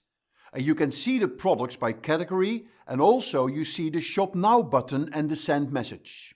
On the mobile you can show the product specs, a photo, the price, the details and the link to the website. In the shop setup you can manage all aspects of running your Facebook shop. You can add products, you can add collections, you can get an overview of the orders and the pending orders. The Facebook shop also allows you to tag products. You can tag up to 30 products and links in your shop. You tag these in your page posts. When people see your product tags in your posts, they can then click on the tag to shop for the tagged product. Finally, it is important to connect your Facebook page with a payment engine. You can set up your payment within your Facebook page, so people can buy your products directly on your page. But this only works in the US. For those shops outside the US, you need to integrate your Facebook shop with e-commerce platforms like Shopify. Fortunately, many online store builders who have e-commerce engines can integrate your existing products on their store with your Facebook page. This means that you can connect your existing online shop with Facebook, and your existing products will automatically be uploaded in your new Facebook shop. Creating your Facebook catalog. To expand the capabilities of your Facebook shop, you should use or set up a Facebook catalog. Consider this catalog as a folder with all the products you want to promote and advertise. Once you've set up your Facebook catalog, you can target people with specific product ads based on their browsing behavior in your shop. For example, when somebody clicked on a specific product in your shop, you can target them with an ad for that product the next time they are on Facebook.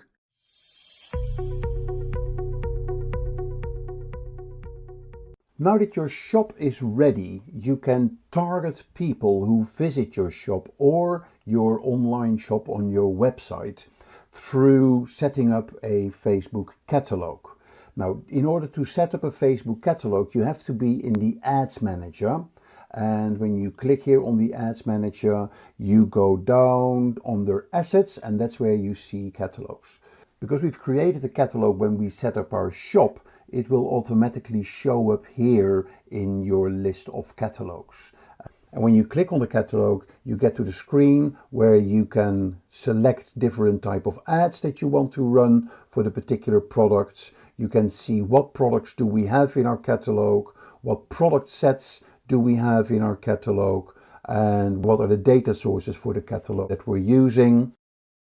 And there is the settings for your catalog as well, like what's the name of your catalog, what notification settings, etc.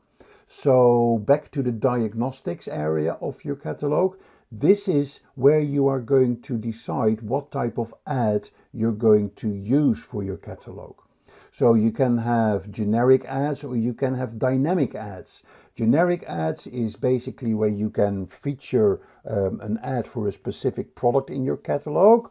Or when you do a dynamic ad, you can actually retarget people who see specific products on your website, and they can then receive an ad with that particular product that they saw on your website, but then on their Facebook, just as a little reminder that may push them to buy the product. So if I click on the ad to drive traffic, it will ask you which accounts do you want to use. And then it takes you to the ad manager, where you go through the standard process of your campaign settings, your ad account settings, your ad set, and the creation of the ad itself. Now, I'm not going to show you all the details of how to create an ad. We've done that in other demos. But a very important section that you have here is that you can create an instant experience, which is a much more multimedia type ad that you can select within your catalog. For instance, you can select which products do we want to select for the ad, how do you want to order the products, like dynamically, or you can even specify an order. Are there specific sort of collections that you want to use for this ad? Where do you want to use a cover video or a cover image? And then what is the call to action button that you want on your ad? And once you're done with that, you're going back into the ad set creation, where you are looking into the traffic for the ad and the audience segmentation, and then you follow the process of developing your ad. Using Facebook dynamic ads. Here are a few more details about the Facebook dynamic ads. They promote products from your catalog to people who are more likely to respond to them because they have seen that particular product before in your shop or in your app, or they have shown an interest in the category. For instance, if people are browsing hotels on your website but don't make a reservation, you can then target them with specific product ads from your catalog based on their travel preferences. Finally, it is important that you promote your Facebook shop. There are many ways you can do that. You can promote your products by making them stand out through videos and really good photography. And another effective way of promoting your shop is by enabling ratings and reviews. Often people look at customer reviews before making a buying decision. And if you have a physical store, it will also help if you add all your shop details, like the address and the opening times. And it goes without saying that when people message you with questions or even an order, make sure you respond instantly. So what did we learn in this lesson? Setting up a Facebook shop will enable you to list and promote products you sell. You can even connect your shop with e-commerce sites like Shopify. You can set up a Facebook catalog that holds all the items you want to promote across all of Facebook's social media platforms. And Facebook dynamic ads automatically promote products to people who have expressed interest on your website or in your app.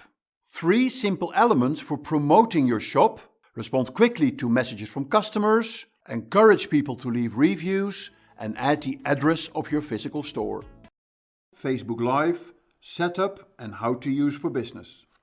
The final Facebook tool that businesses can use is Facebook Live, which basically allows you to live stream video to your Facebook audience.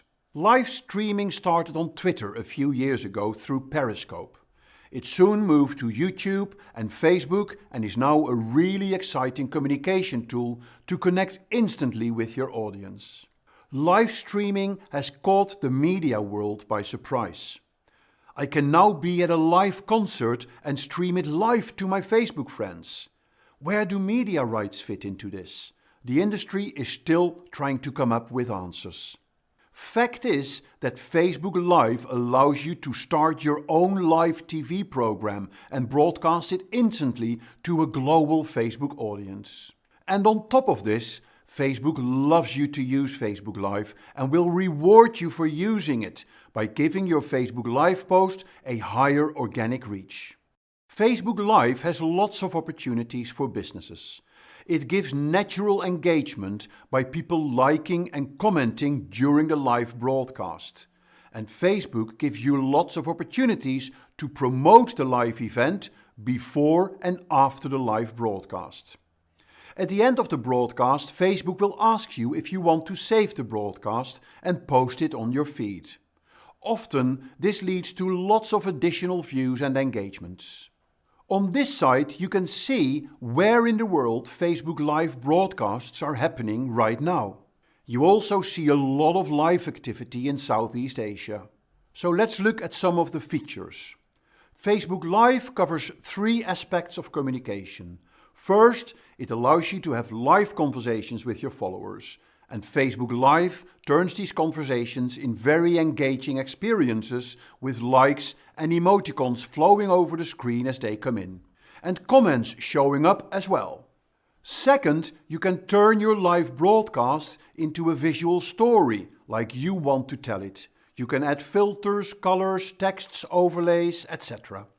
Adding augmented reality features is not far away. And thirdly, you can target audiences in multiple ways for your broadcasts. And on top of that, Facebook will give your live broadcast a higher than average organic reach. Old Spice Brazil is a great example of a Facebook Live campaign. They did a 2-day live broadcast to put their antiperspirant product to the test. They turned it into a big marketing campaign with which they reached over 9 million people with the time of the broadcast. There are many ways businesses can use Facebook Live. It's a great tool for promoting your products or services. You can do live tutorials or product launches. It can be used to support your live events. You can do a broadcast during your event and interview an expert who attends the event. It can also be used to support your customers. You can do a live Q&A, ask for feedback, hold a webinar. And Facebook Live also lends itself for sharing news, announce a sale or organize a sales party. Lots of opportunities. It may take a while to build traction with your broadcasts, but if you can maintain the momentum, you can generate plenty of coverage and engagement. A good way to maintain engagement is to turn your live broadcasts into recurring episodes, weekly or monthly, so you can build your campaign around this and build up a library of great content.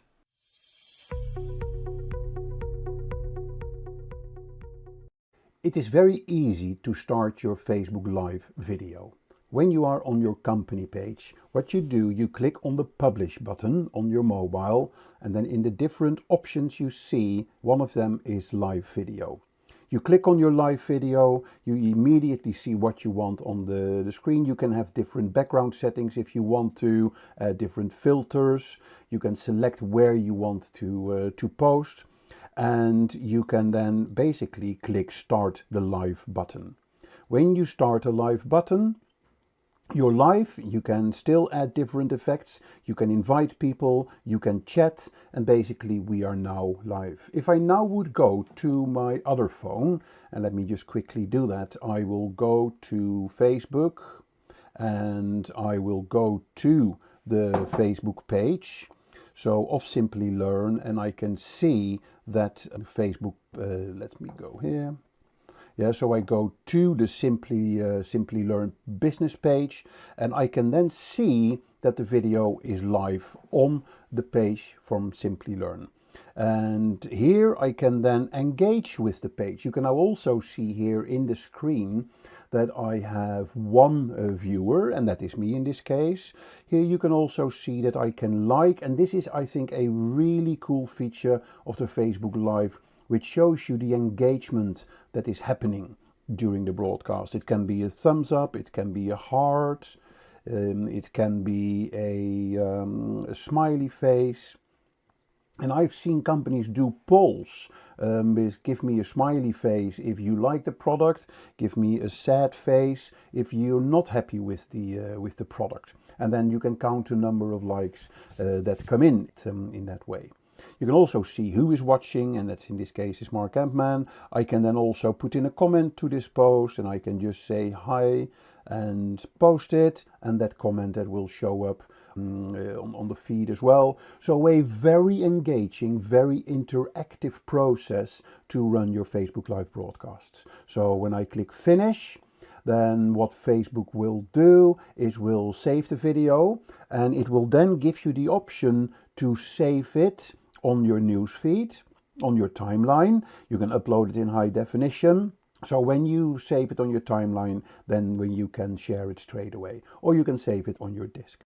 I click share, and now you see that on my business page, in a minute, the live broadcast will show up. Actually, it's already shown up here. And you can then see who was on the video. Yep, you see the comment that came in, and you can see the video, and you can see the engagement in the video as well. So very powerful concept to run Facebook Live broadcasts.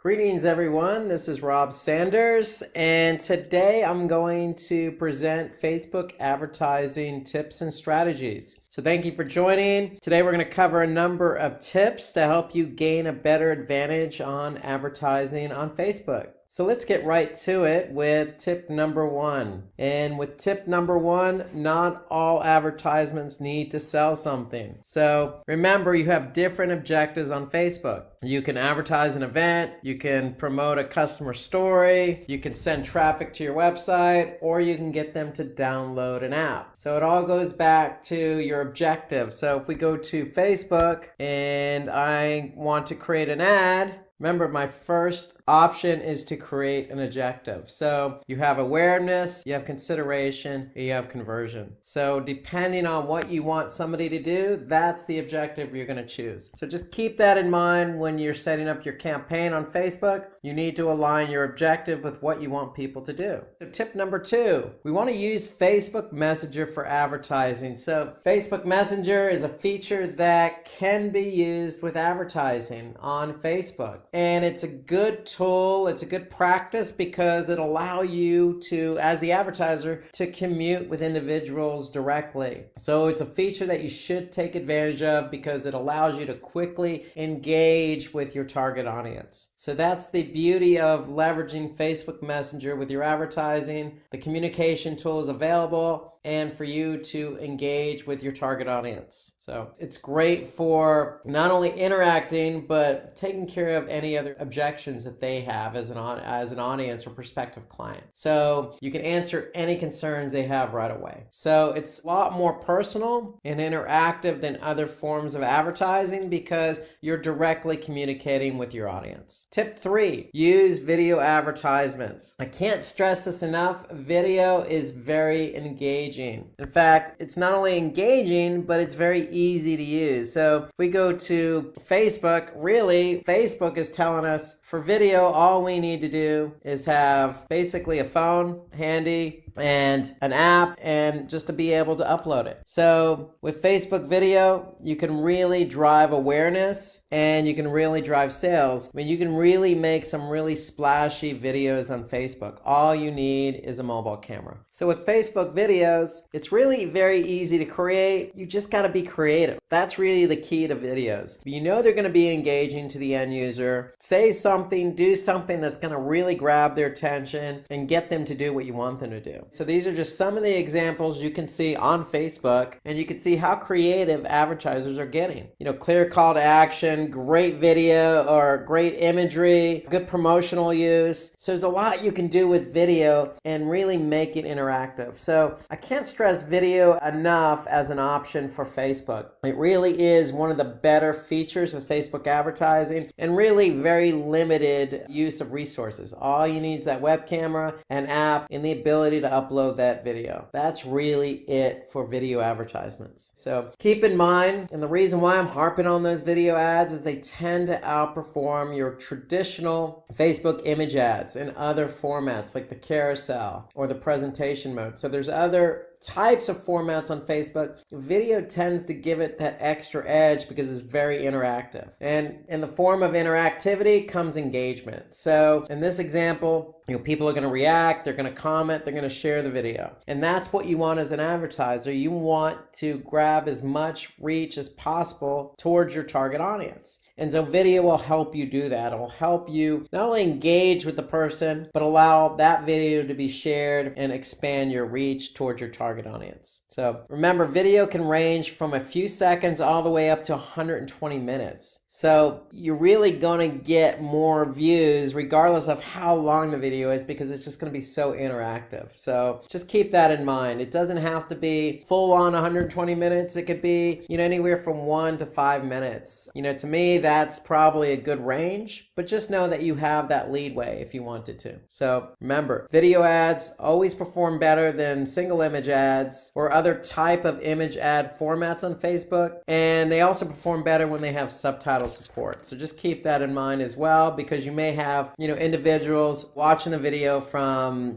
different countries speaking different languages. So tip 4, when you're placing your advertisement, where you place your advertisement will play an important role in deciding how many people come across it. So Facebook offers a number of different options to choose from. So remember, you got the news feed, you got instant articles, right column, you got suggested videos. So you got a lot of options at your disposal. There's lots of other options too. So you can have Facebook actually automatically place your ads, or you can specifically tell Facebook where you want to place your ads. And that's all part of the Facebook setup. So if we go to Facebook and then we go to create your campaign. So if we choose ad set, here is where we're going to be able to choose our placement. If we click on choose placement, we'll be able to, allow Facebook to place it, or we can edit the placement specifically. So just keep that in mind. You have a lot of different options here. Again, feeds, instant articles, in-stream videos, you got right column, you even have Instagram. So you have a lot of options available to you. So my recommendation and Facebook's recommendation is always go with the auto placement, but you could specifically choose your placement if you want to when you're setting up your campaign. So start the advertising on the newsfeed could be recommended. The newsfeed is where you're probably going to get your most eyeballs. Most users spend most of their time there, and it has the highest chance of grabbing their attention. So the newsfeed could be a good place to start. Again, you can have it at auto placement, and your ads may be there as well, or you could specifically choose just the newsfeed or other placements. So tip 4, just be careful where you place your ad. It's really important. You want to place your ad where you're going to get eyeballs. So tip 5, Facebook ads also offer you the option to advertise on Instagram. So you have that option available to you. As I mentioned in tip 4, you have the option to advertise through stories, carousel ads, photo ads, and video ads. So again, that's all part of the ad setup. When you go to choose your placements, here you got Instagram feed, you get Instagram stories. And again, with both of those placements on Instagram, you can work with several different types of ads, including that carousel ad, including that video ad. So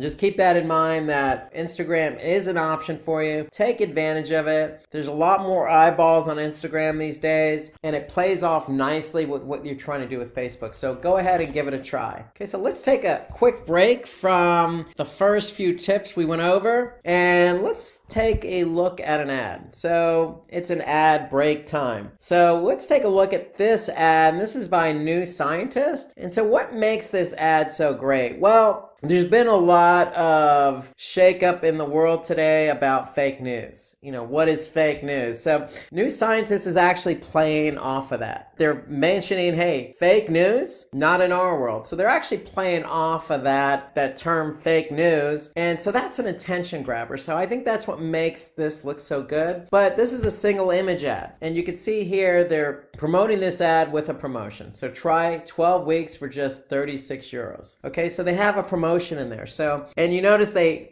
image of the magazine, they're also displaying that, hey, you can look at this digitally on a laptop, a tablet, or a mobile phone. So you have other options as well. So they show you that in the image, which is placed on the right side of their messaging. So for me, this is a good ad because of the placement of the image, the type of image they're using, the play on fake news, and the promotion that they're offering up. So this is really a good ad. It's very eye-catching, and hopefully the promotion's good enough to get you to sign up. Okay, so tip number 6. So tip number 6, we want to continuously do A/B testing. You want to always have this option going for you. You want to be able to test variation A versus variation B, because you want to be able to find out what works and what doesn't work with your audience. And on top of that, it helps you really put your best foot forward by showing your best ad. So by doing A/B testing, you're getting feedback from the audience and turning that feedback into positive returns. So you're then turning your ad that does work well in front of an audience, and you're going to continue to do that. So A/B testing is always a good option. So remember, when you're setting up your ad in Facebook, go ahead and choose to have your A/B test set up, and when you do that, you choose that option, you're going to be able to then go in and choose what it is you want to test with ad A and then with ad B. So you're going to again align your test with a Facebook page. You're going to choose an ad format. Once you choose your ad format, then you're going to be able to go ahead and put your ad in there, and then you're going to choose your call to action. So the whole idea behind an A/B test is you want to be able to find what it is you want to test. Is that going to be the call to action? Is it going to be the messaging? Is it going to be the ad format? So there are lots of things you could test with Facebook on A/B testing. So it's all part of the ad setup. So things you can change, again, are the color of the elements, imaging, text, the call to action, the position of the ad. There's lots of things you could test. That's all part of the Facebook setup. So the thing is, you want to continuously test. That's the key. Continuously test certain elements of an ad. So testing can be done initially on broader elements and then smaller, finer details like statements in your ad copy. So my advice is, when you're actually setting this up on Facebook, think ahead, think what it is you want to choose to test. My advice is maybe start out with a call to action. So if you're in Facebook itself, you have an opportunity to test different call to action. Try that. That's an easy way to test. And then, when you test the call to action, once you find out what works and doesn't work, then you can move on to something more sophisticated, like maybe the image type, or maybe trying different types of imagery or ad types, like the carousel versus single image. So start small, start easy, and then work your way up. Tip number 7. So we want to choose an appropriate call to action in your advertisements that will attract potential customers. So what do we mean? Well, you have different call to actions available to you. You want to choose one that aligns with your ad. So for example, the Simplilearn ad about, hey, learn how SEO works, search engine optimization. So if you're trying to get somebody to, learn or take one of your courses, you're not asking them to actually shop now. You really want them to sign up. So that's the key. We want them to sign up. So use a call to action that makes sense. Tip number 8, choose the right audience for your advertisement. Okay, so what do we mean? So for this, you can consider,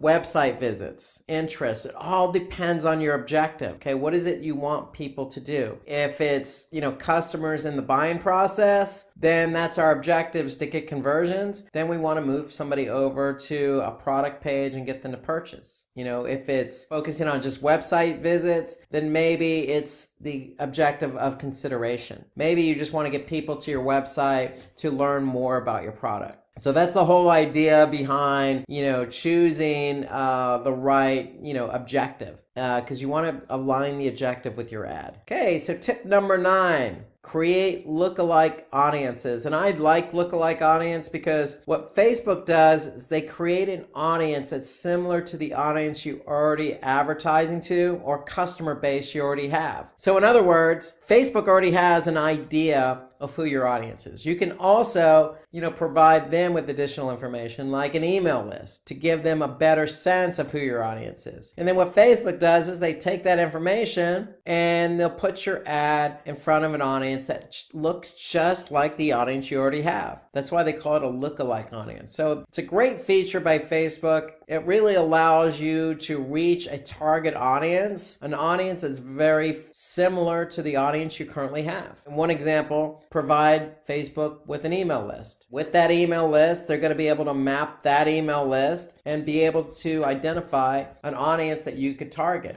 So that's the whole idea behind lookalike audience. It's a great feature by Facebook. Definitely recommend taking advantage of that. Why? Because it will increase the number of people who will find your advertisement relevant. Remember, you're targeting people who are similar to your actual audience, to the people who are already connected with your brand or are already liking your page. So if they're similar to those people, then the chances of them engaging with you are going to be greater. So lookalike audiences tend to perform well because you're targeting an audience that's very similar to your actual audience. Tip number 10. So use the golden point rule on your ad creative. So what do we mean by golden point rule? Well, let's take this ad here as an example. So what we want to do is we want to divide the creative into 9 equally sized boxes. So what we want to do is draw 2 horizontal lines and 2 vertical lines, just like a tic-tac-toe box. And so ideally what we want to do is place the main subject of your ad in the cross sections of the drawn lines. And so what that does is encourages the user to place their focus on those points. The lines are just simply there as a guidance to help you position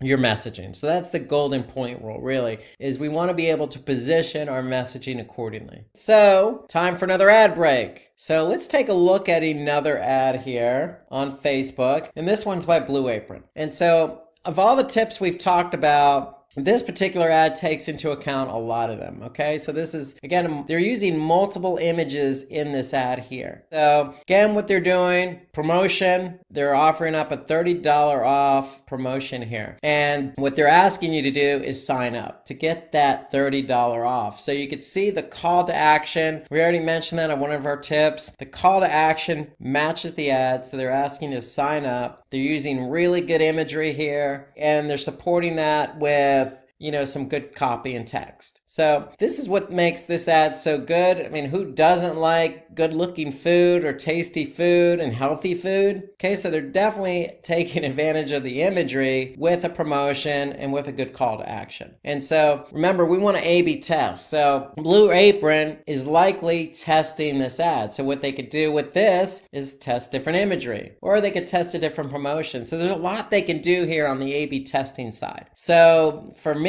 if I were to test this, I would probably be testing the imageries because we want to be able to see what images get people to sign up. Alternatively, we can also test the offer as well. What offer is going to get somebody to click on that sign up button? So ideally, there's a lot to do here from the A/B test standpoint, and the way they've structured this ad, it makes it very easy to test. So that's what makes this ad really good, is it shows good imagery, has a good promotion, and aligns the CTA. Tip number 11. So we want to place the product in the right hand of your creative. So the right side should contain our product imagery. So why is that? Why? Because there's been a study called the Perceived Product Heaviness and Package Evaluation, and that states that depending on where a product is placed, users would react differently to it. And so the study found that users tend to react more positively when the product is placed on the right side of the ad creative. So here you can see countdown to Black Friday. This is an Amazon related ad, and you can see the product is basically a litter box, which is placed on the right side. So it's a Black Friday ad. They didn't place the image on the left side, they placed it on the right side because people tend to react positively when the product image is on the right side. So keep that in mind when you're placing your imagery. Try to place it on the right side.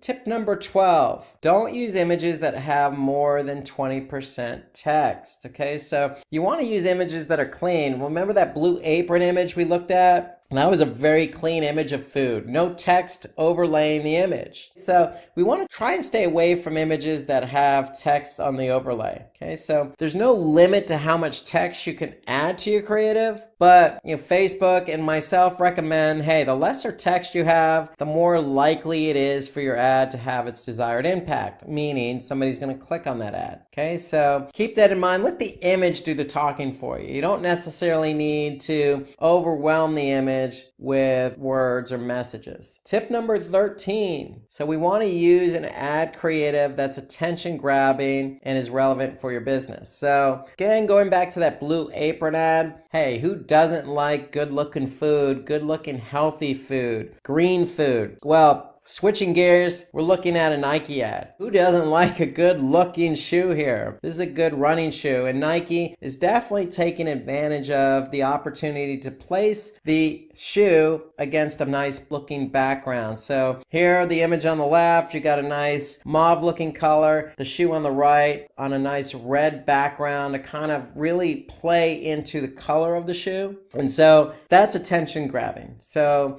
the colors kind of match and go with one another, and it tends to grab your attention. So Nike's doing a good job here of just not showing an image of a shoe. Really what they're doing is put the shoe as the central focal point and supporting that with additional color. And they're really putting the messaging kind of as the background behind the shoe. So they're making it as attention grabbing as possible here. So Nike's done a good job with this ad. Me personally, I'm not the biggest Nike fan when it comes to shoes, but hey, this ad definitely grabbed my attention because now I could see, this shoe is really popping to me. We don't want to use clip art in your ad creative, okay? And don't use low resolution pixelated images as well. We want to use high quality imagery. And use images that are well lit. Natural lighting always tends to work well as well. So when you're doing a placement for a product, whether that be food or shoe, you can see here in this plated example, they're putting it on the right image, they're putting it in a natural environment, on a table, on a plate with some paper next to it, and then you could see the one on the left, it's of a person holding a box with the image of plated on it. And so to me, that's not stock imagery or clip art. That's an actual person holding the product. So it's real life. You want to make it as real life as possible and as clear and quality as possible. So when you create attention grabbing ads, show images of people benefiting from your product instead of just having the product itself. So that's always a good idea. In the case of Coca-Cola, these people are enjoying their bottle of Coca-Cola. Well, going back to the Nike ad, they could have had a person wearing that shoe or, running with that shoe. That could have been an alternative for them as well. So the whole idea is just make sure your ads are attention getting and they grab your attention. And if you're going to use people, make sure the person's enjoying it. Just like on the previous image, the person holding the box. We could see she's got a smile on her face and she is enjoying holding that box. So to me, you want to use people with the images to the best of your ability, and that means use that person who's enjoying it. So that's really going to put the product in the forefront.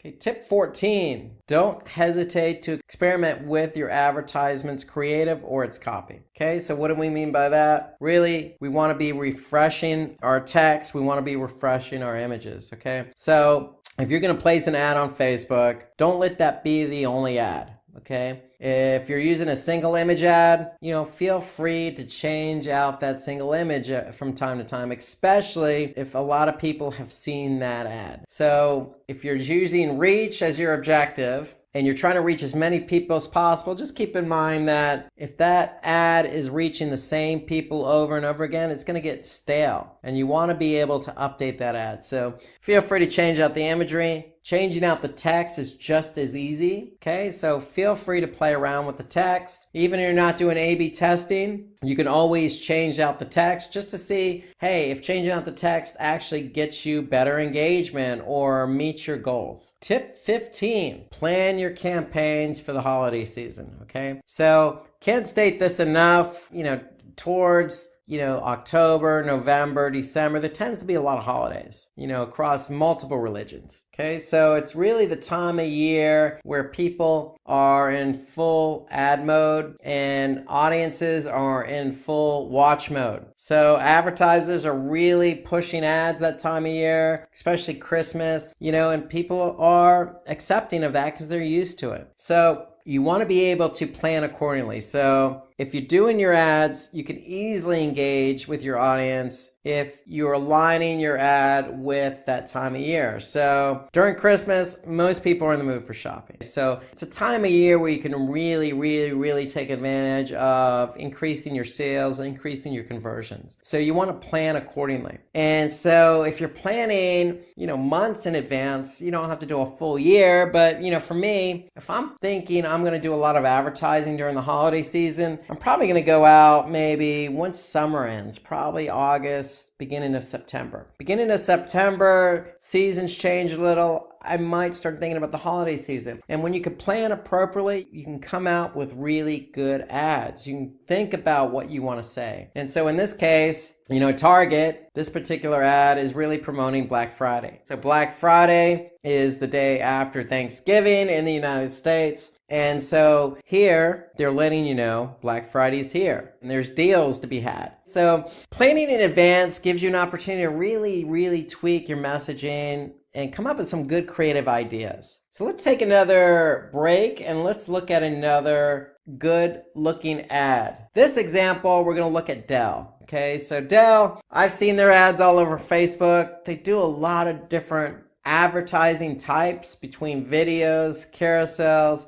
Again, this is a single image ad. What they're really trying to do is get you over to the storefront so you can buy one of these good looking, Dell computers. Okay, so here, again, they're promoting their latest computer, the Dell Inspiron 3000 series, all in one desktop. So to them, anytime they create a new product, they're going to go ahead and put out a new ad for that product. And here they're putting a little bit of a different twist on it. If you notice, the ad itself is just the image of the product. There's really no promotion here. They're letting the product image speak for itself. They're really showing you, hey, look how good this computer looks. This is our new model. And, we got a shop now CTA. So if you're interested, go ahead and click on that shop now. So they're really putting the effort into the image itself. They're not offering any promotion, no discounts. What you see is what you get with the image, and you click on it, you're going to go right to their storefront. So Dell does a good job of really,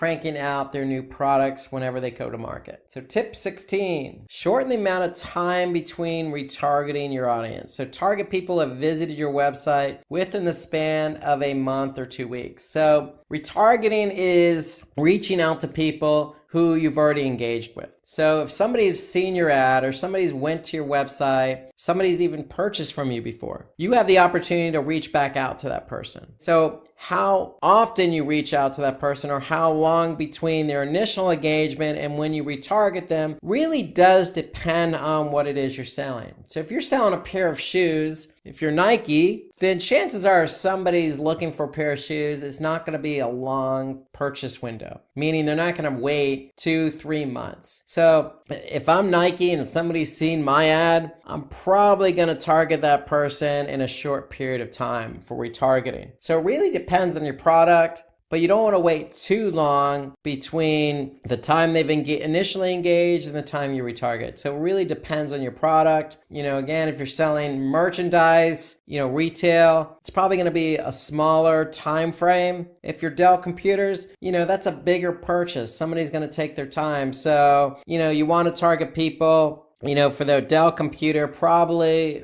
over a longer period of time. Okay, so just keep the product in mind. You don't want to wait too long. You don't want to keep it too short. So you want to find that nice balance of when you could retarget someone. Okay, tip number 17, keep altering the hook of your ad copy. What do we mean by altering the hook? So here you can see a couple of different options. Option 1, we're talking about, hey, if you're interested in getting some DMCA certification, this is what you need to do. Option 2, a little bit different of a hook. Hey, start your journey to get your DMCA certification. So, just altering the way you're trying to talk to somebody is really what we're after here on tip number 17. You have an ad, especially the text. Remember, we always want to refresh that copy, but if you're testing it, try different hooks, try different ways to talk to people. Okay, it always works well when you can have different types of messaging because people react to different messaging. So an effective strategy would be to create multiple ads with different hooks and see what performs best. So this is an option for A/B testing. Okay, you have an option to add messaging. Go ahead and talk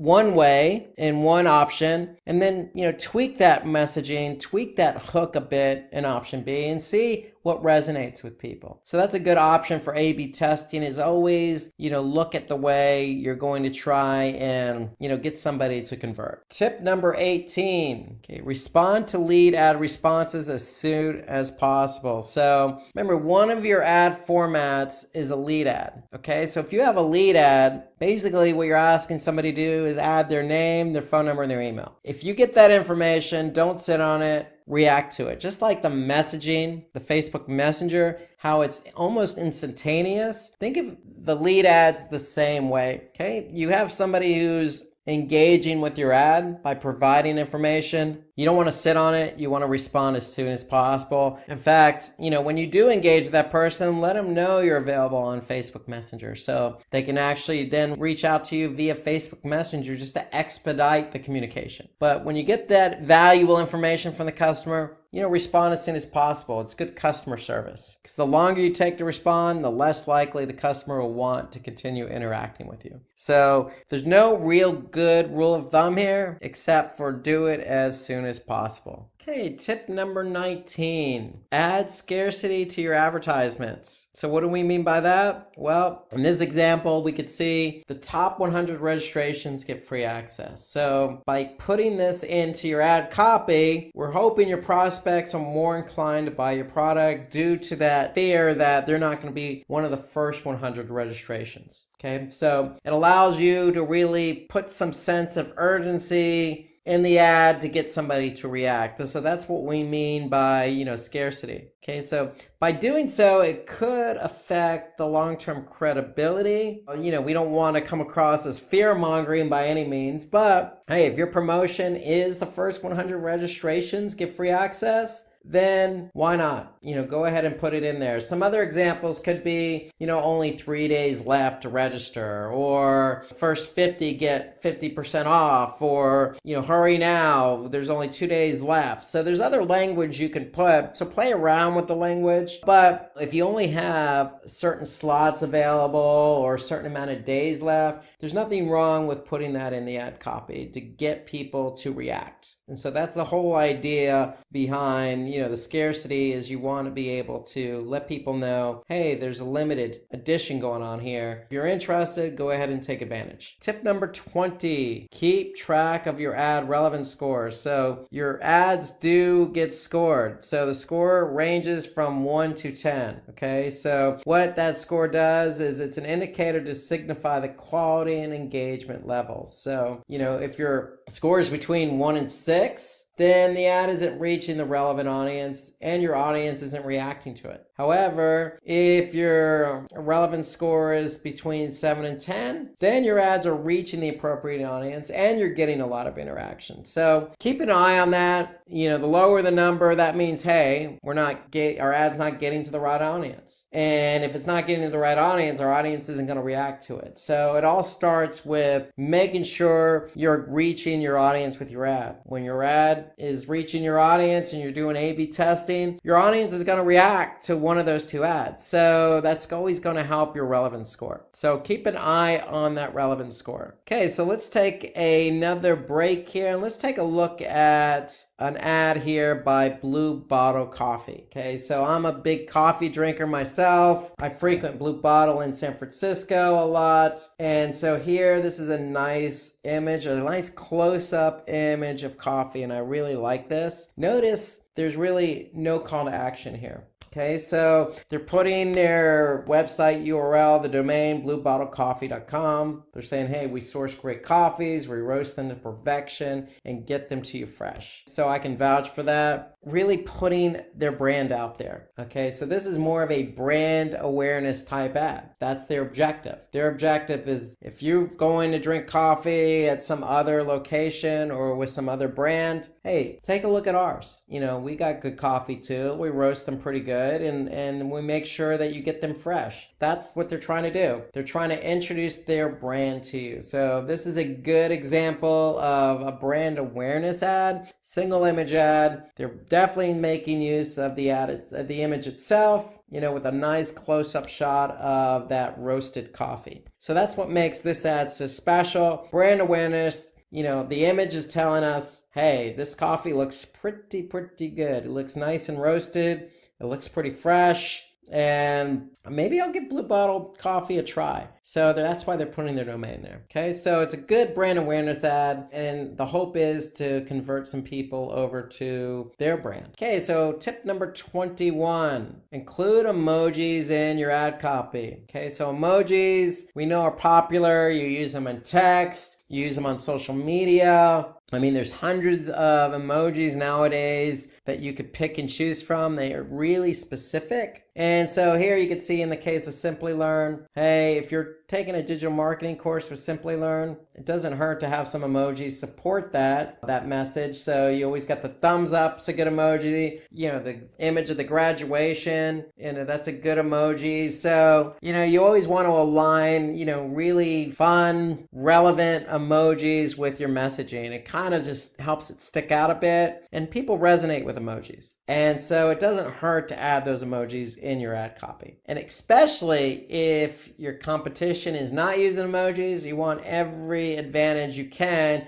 to have your ad stick out. So emojis is a good way to get your ad to stick out. Tip number 22, use UTM parameters to your ad, which can feed into your Google Analytics account and provide tracking information. So I can't stress this enough. If you're using Google Analytics to track your campaigns, then you want to use UTM parameters. So what do we mean by UTM parameters? Well, let me show you an example. So all you need to do is type in UTM tracking or URL builder in Google, and then you're going to actually get to this page here. So what this does, this is a tool to help you create UTM tracking. So if we're Simplilearn and we want to advertise and drive the audience to a specific page, in this case, Artificial Intelligence Master's Program page. So this is going to be the URL, but we want to append that URL with some UTM tracking parameters. Our campaign source parameter, we're going to put Facebook because that's the source of where we're advertising. The medium in which we're driving that traffic to the page from Facebook is CPC, which stands for cost per click. And then we're just going to put campaign name AI engineer to identify what it is that campaign is related to. So notice that the only required parameter is campaign source. In this case, we're going to put Facebook, but we can also use campaign content if we want to differentiate the different ads that we have. So you can use campaign content parameter as well. You don't have to.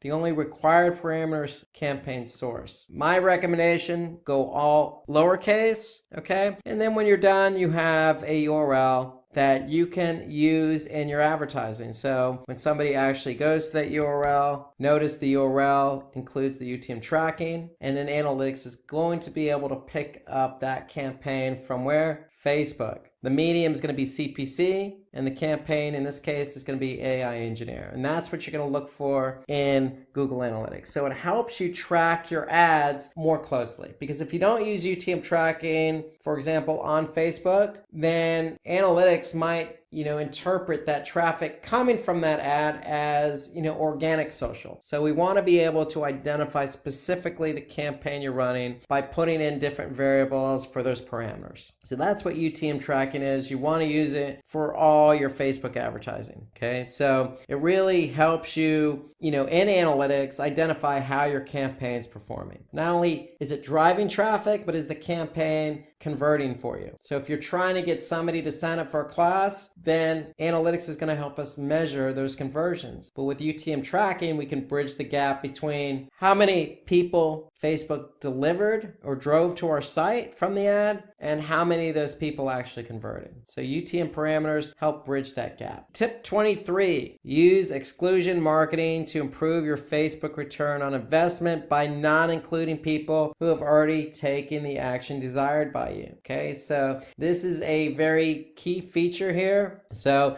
if we've already advertised and people have reacted to our ad and they have subscribed, then we don't want to target that person again. So that's what exclusion marketing is. We want to be able to, target people that we're really after. So if somebody's looked at our ad and did not convert or did not go to our website or did not download something or whatever it is we wanted them to do, then those are the people we want to focus in on. Okay, so in this case, exclusion marketing, we're going to exclude people who have subscribed. In this case, we're going to retarget people, meaning advertise again to people who have not subscribed. So that's what the exclusion marketing feature does. It helps you really hone in on where you're targeting and retargeting. So that way you're not hitting the same people over again. And that's only going to lead to poor performance. Tip 24. Track the right metrics for your business. So keep your eye on important metrics. What are those metrics? Those are going to be KPIs. KPIs are key performance indicators, and KPIs differentiate from metrics because KPIs are related to business goals. So track the right metrics for your business. What are the right metrics for your business? More than likely, it's going to be conversions or conversion rate, but you could be running a brand awareness campaign, just like Blue Bottle Coffee did. And so if you're running a brand awareness campaign, then maybe your KPI or metric is going to be a click, okay, or click-through rate. How many people are actually reacting to our ad? Okay, so you always want to align the right metric with your business. Okay, it's just very important that you're measuring against the right metric. If you're not, then it's going to be misaligned in terms of how you judge the campaign performance. Another set of metrics could be reach and frequency. So reach and frequency allow us to measure how many people saw the ad, and post engagement can determine how many users are reacting to your ads. CPC helps us determine the cost effectiveness or how much we're paying for every click. You could see that information in your Facebook ad manager. For example, if I go to Facebook's ads manager, here I'm looking at some ads that we're running. Here, what can I see? I can see my reach, how many people I'm actually reaching, the frequency in which they're seeing my ad. Notice I can see my relevancy score. I can also see my cost per result. I can see the total clicks. So I have a whole set of metrics available to me. Really what I want to do is pick and choose the metrics that are most important to the ad I'm running. Okay, so if it's reach, am I reaching the full amount of people possible if I'm running a brand awareness campaign? Or it could be some other metric like conversion. So we want to be able to align the right metric with the right ad. Tip 25, take advantage of Facebook's location tracking tool for your advertisements. So Facebook allows us to advertise up to 25 countries with different states, provinces, cities, districts, and zip codes. So we can really hone in location-wise on where we want to target. So Facebook allows us to do that. So basically, it could be somebody in a particular area or people who have recently been there or traveling to that location or actually live there. So really, you can hone in on a specific location based on certain set of criteria. So with this, you could take your marketing to the next level by approaching your competitors' customers by offering them better discounts. So that's the whole idea. Targeting your advertising on a specific location, and then knowing that your competitors are there, you can really put out some really good ads with some really good offers to really convert some of those people in that audience. Okay, let's take a look at another ad. Okay, so Grammarly, this is an ad that they've put out there. And again, you notice there's no real true call to action associated with a single image ad. Here, it's all about messaging. Here, they're saying, hey, download it free today. Okay, and so it's a browser extension that they're promoting. And really, they're trying to get you to identify with this particular brand that offers a specific product. So they do have a promotion in there. It's brand awareness. Hey, your life is about to change. I mean, the messaging is pretty matter of fact. They're trying to get you to, hey, I need this in my browser as an extension. So for me, this ad is all about the messaging here. Okay, so with Grammarly, if you're in Gmail, you're in Word, you're in Outlook, they got you covered by using their browser extension. It's free, and by using it, it's going to make your life a lot easier. So for me, the ad works from a messaging standpoint. Not really big on the imagery, but it's really about this is who we are, and we can really rock your world if you use this browser extension. So they're really putting a lot of emphasis on the messaging. So for me, anytime somebody says my life's about to change, they've got my attention. Now let's get started. First off, let's have a look at an introduction to Facebook. Facebook was first launched in February 2004 and was initially known as the Facebook. In 2005, it removed the from its name, and it has now become the Facebook we all know today. It is now the world's most popular social media and social networking service. Next, let's have a look at Instagram. It was launched in 2010 for iOS and then in 2012 for Android by Kevin Systrom and Mike Krieger. Instagram has now evolved to become one of the fastest growing social media platforms in the world. In April 2012, thanks to its popularity, it was acquired by Facebook for approximately $1 billion in cash and stock. Now let's compare some stats between Facebook and Instagram. First, let's have a look at the worldwide stats. First off, Facebook. Like I mentioned earlier, Facebook is the largest social media platform in the world. Reaching almost 60.6% of the internet, it has 2.5 billion monthly active users and approximately 1.6 billion active users. In fact, as of Jan 2020, the US has approximately 190 million and India has approximately 280 million Facebook users, an indication of a market that's still ripe for the picking. Now, let's have a look at Instagram. Instagram, although having released significantly later, earns its title of the fastest growing social media platform with 1 billion monthly active users and 500 million daily users. In the United States, there are approximately 120 million, and India has close to 88 million Instagram users. Next up, let's have a look at the next statistic, age group of the user base. First off, Facebook. Although there's a general opinion among the younger population that Facebook isn't hip or isn't used all that much anymore, this statistic has something different to say. Turns out more than 65% of Facebook users are between the ages of 25 and 34.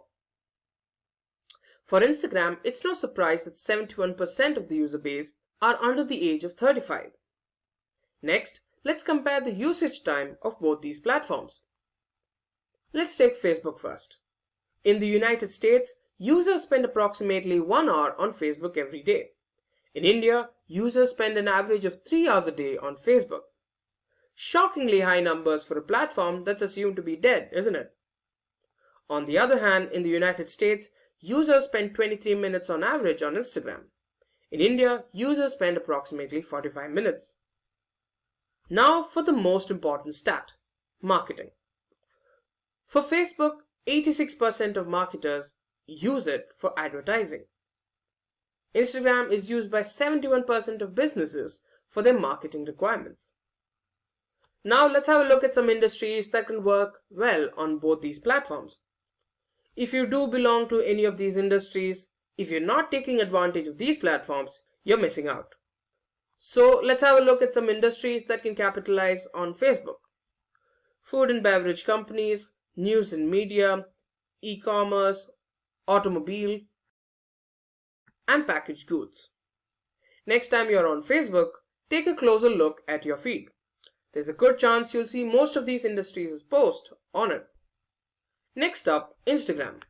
We have industries like fashion, athleisure, cosmetics, automobiles, and food and beverages. I can guarantee that if you take a closer look, you can find all these industries advertising on Instagram. Now let's take a closer look at how Facebook can help with marketing.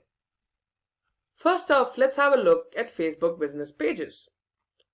Now these are basically platforms where you can create an online presence for your organization for free. Moreover, they've got some great advantages to offer you as well. First off, your business page can keep your customers or potential customers informed. It can be about a new product launch, a webinar, a live broadcast, a new store opening, anything. Whatever it is, it can go on your Facebook business page. It connects people with your products and services. With your page, you get greater visibility, letting people know about the products and services that you offer. You can offer customer service as well. In fact, according to American Express, 90% of users use customer service as a deciding factor for whether or not they continue to do business with an organization. So, customer service is pretty important. Like I mentioned earlier, your business page provides a place where you can offer your followers offers and other advantages. And finally, the page lets you build a community, a highly targeted community that has a higher possibility of buying your products and services. Next, we have Facebook groups. With Facebook groups, you can build a community of like individuals. Some of the advantages that come with this are it provides a highly targeted audience.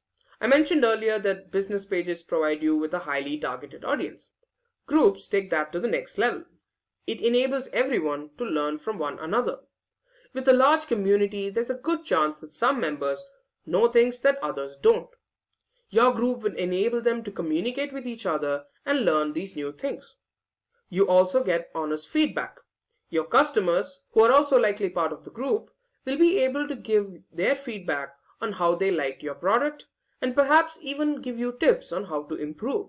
Now, since your group is filled with a community that's highly interested in your brand, you can also increase engagement in an organic manner. And as an extension of the previous point, you also get more leads and conversions. Next, Facebook has events. With Facebook events, your organization will be able to mobilize your brand and enable online consumer marketing. Basically meaning that you have a platform for letting people know about important announcements. Not to mention, there's also the opportunity to get some free advertising done. Events also help you increase brand awareness. Most people get to know about your brand by attending the event or just seeing the promotion for it. Now let's have a look at Facebook stories for groups and pages. A feature that is available for both groups and pages, it provides you the ability to appropriately represent your brand or business directly from your mobile device or desktop. Now, some of its advantages are that it helps you engage with your audience with stuff other than the usuals, like articles, videos, and other similar posts. This way, you can also vary the kind of content that you post. Moreover, stories can help you humanize your brand. Rather than seeming like you're pandering to your audience or seeing them only as potential leads or customers, stories help your brand show that you're genuinely interested in your audience. You can also reach your appropriate audience with greater frequency. Next, Facebook has Facebook Messenger. With Messenger, you can connect and interact with your audience at a personal level. In the last few years, Messenger has proved itself to be a great marketing tool. It helps acquire more customers. Now, people are more loyal to a brand that genuinely cares about them. And by directly interacting with them through Messenger, their loyalty towards you is certainly set to improve. And as an extension of the previous point, you also get a greater number of transactions. And even if a customer doesn't give you a transaction, at least you're increasing your brand awareness. Then we have Facebook Live. Facebook Live gives you a platform to interact with your audience in real time. It can be used to diversify your content, providing your audience with something different from what they've received from your brand initially. Live can also be used to show what happens behind the scenes in your organization, further helping humanize your brand. And finally, you can also provide instant questions and answers to your audience, increasing engagement with them. Next, we have the Facebook Shop. The Facebook Shop is a business page tab application that enables your customers to purchase your products directly from your store. It also has the following advantages. Firstly, you can use the shop to drive new sales. You can give the customers who are on the fence about your product a small push by engaging them. And how can you do that? With deals and promotions. You can also reward advocates of your brand with special benefits to be availed from your store. And finally, you can build brand awareness and recognition. Now let's have a look at Facebook ads. Facebook ads help spread product or brand awareness in the newsfeed of a specific targeted audience on Facebook. Now, some of the advantages of Facebook ads are that they help increase brand awareness, they enable you to advertise your products and services to the appropriate audience, and it provides you with greater reach while making you spend lesser amounts of money. It also helps you re-advertise or retarget your products to an existing audience. And finally, it helps increase revenue, sales, and leads. If you guys are interested in learning about Facebook ads, you can check out our Facebook ads video. I'll add it in the live chat, so you can check it out if you're interested. Now let's have a look at the final feature Facebook offers to help you with marketing. Facebook Insights. I'm sure all of you have heard about Google Analytics. Let's just say this is Facebook's version of that. With Insights, you get information that can help you refine your brand strategy by tracking and measuring results. It can help you determine reach and engagement, actions, people who are viewing your posts, when your fans are online, the type of posts that are working for you, and much, much more. That brings us to the end of the ways Facebook helps you with marketing. Now, let's move on to Instagram. First off, we have Instagram business accounts. Instagram business accounts enable brands to be recognized as businesses. Now, it also has the following benefits to offer.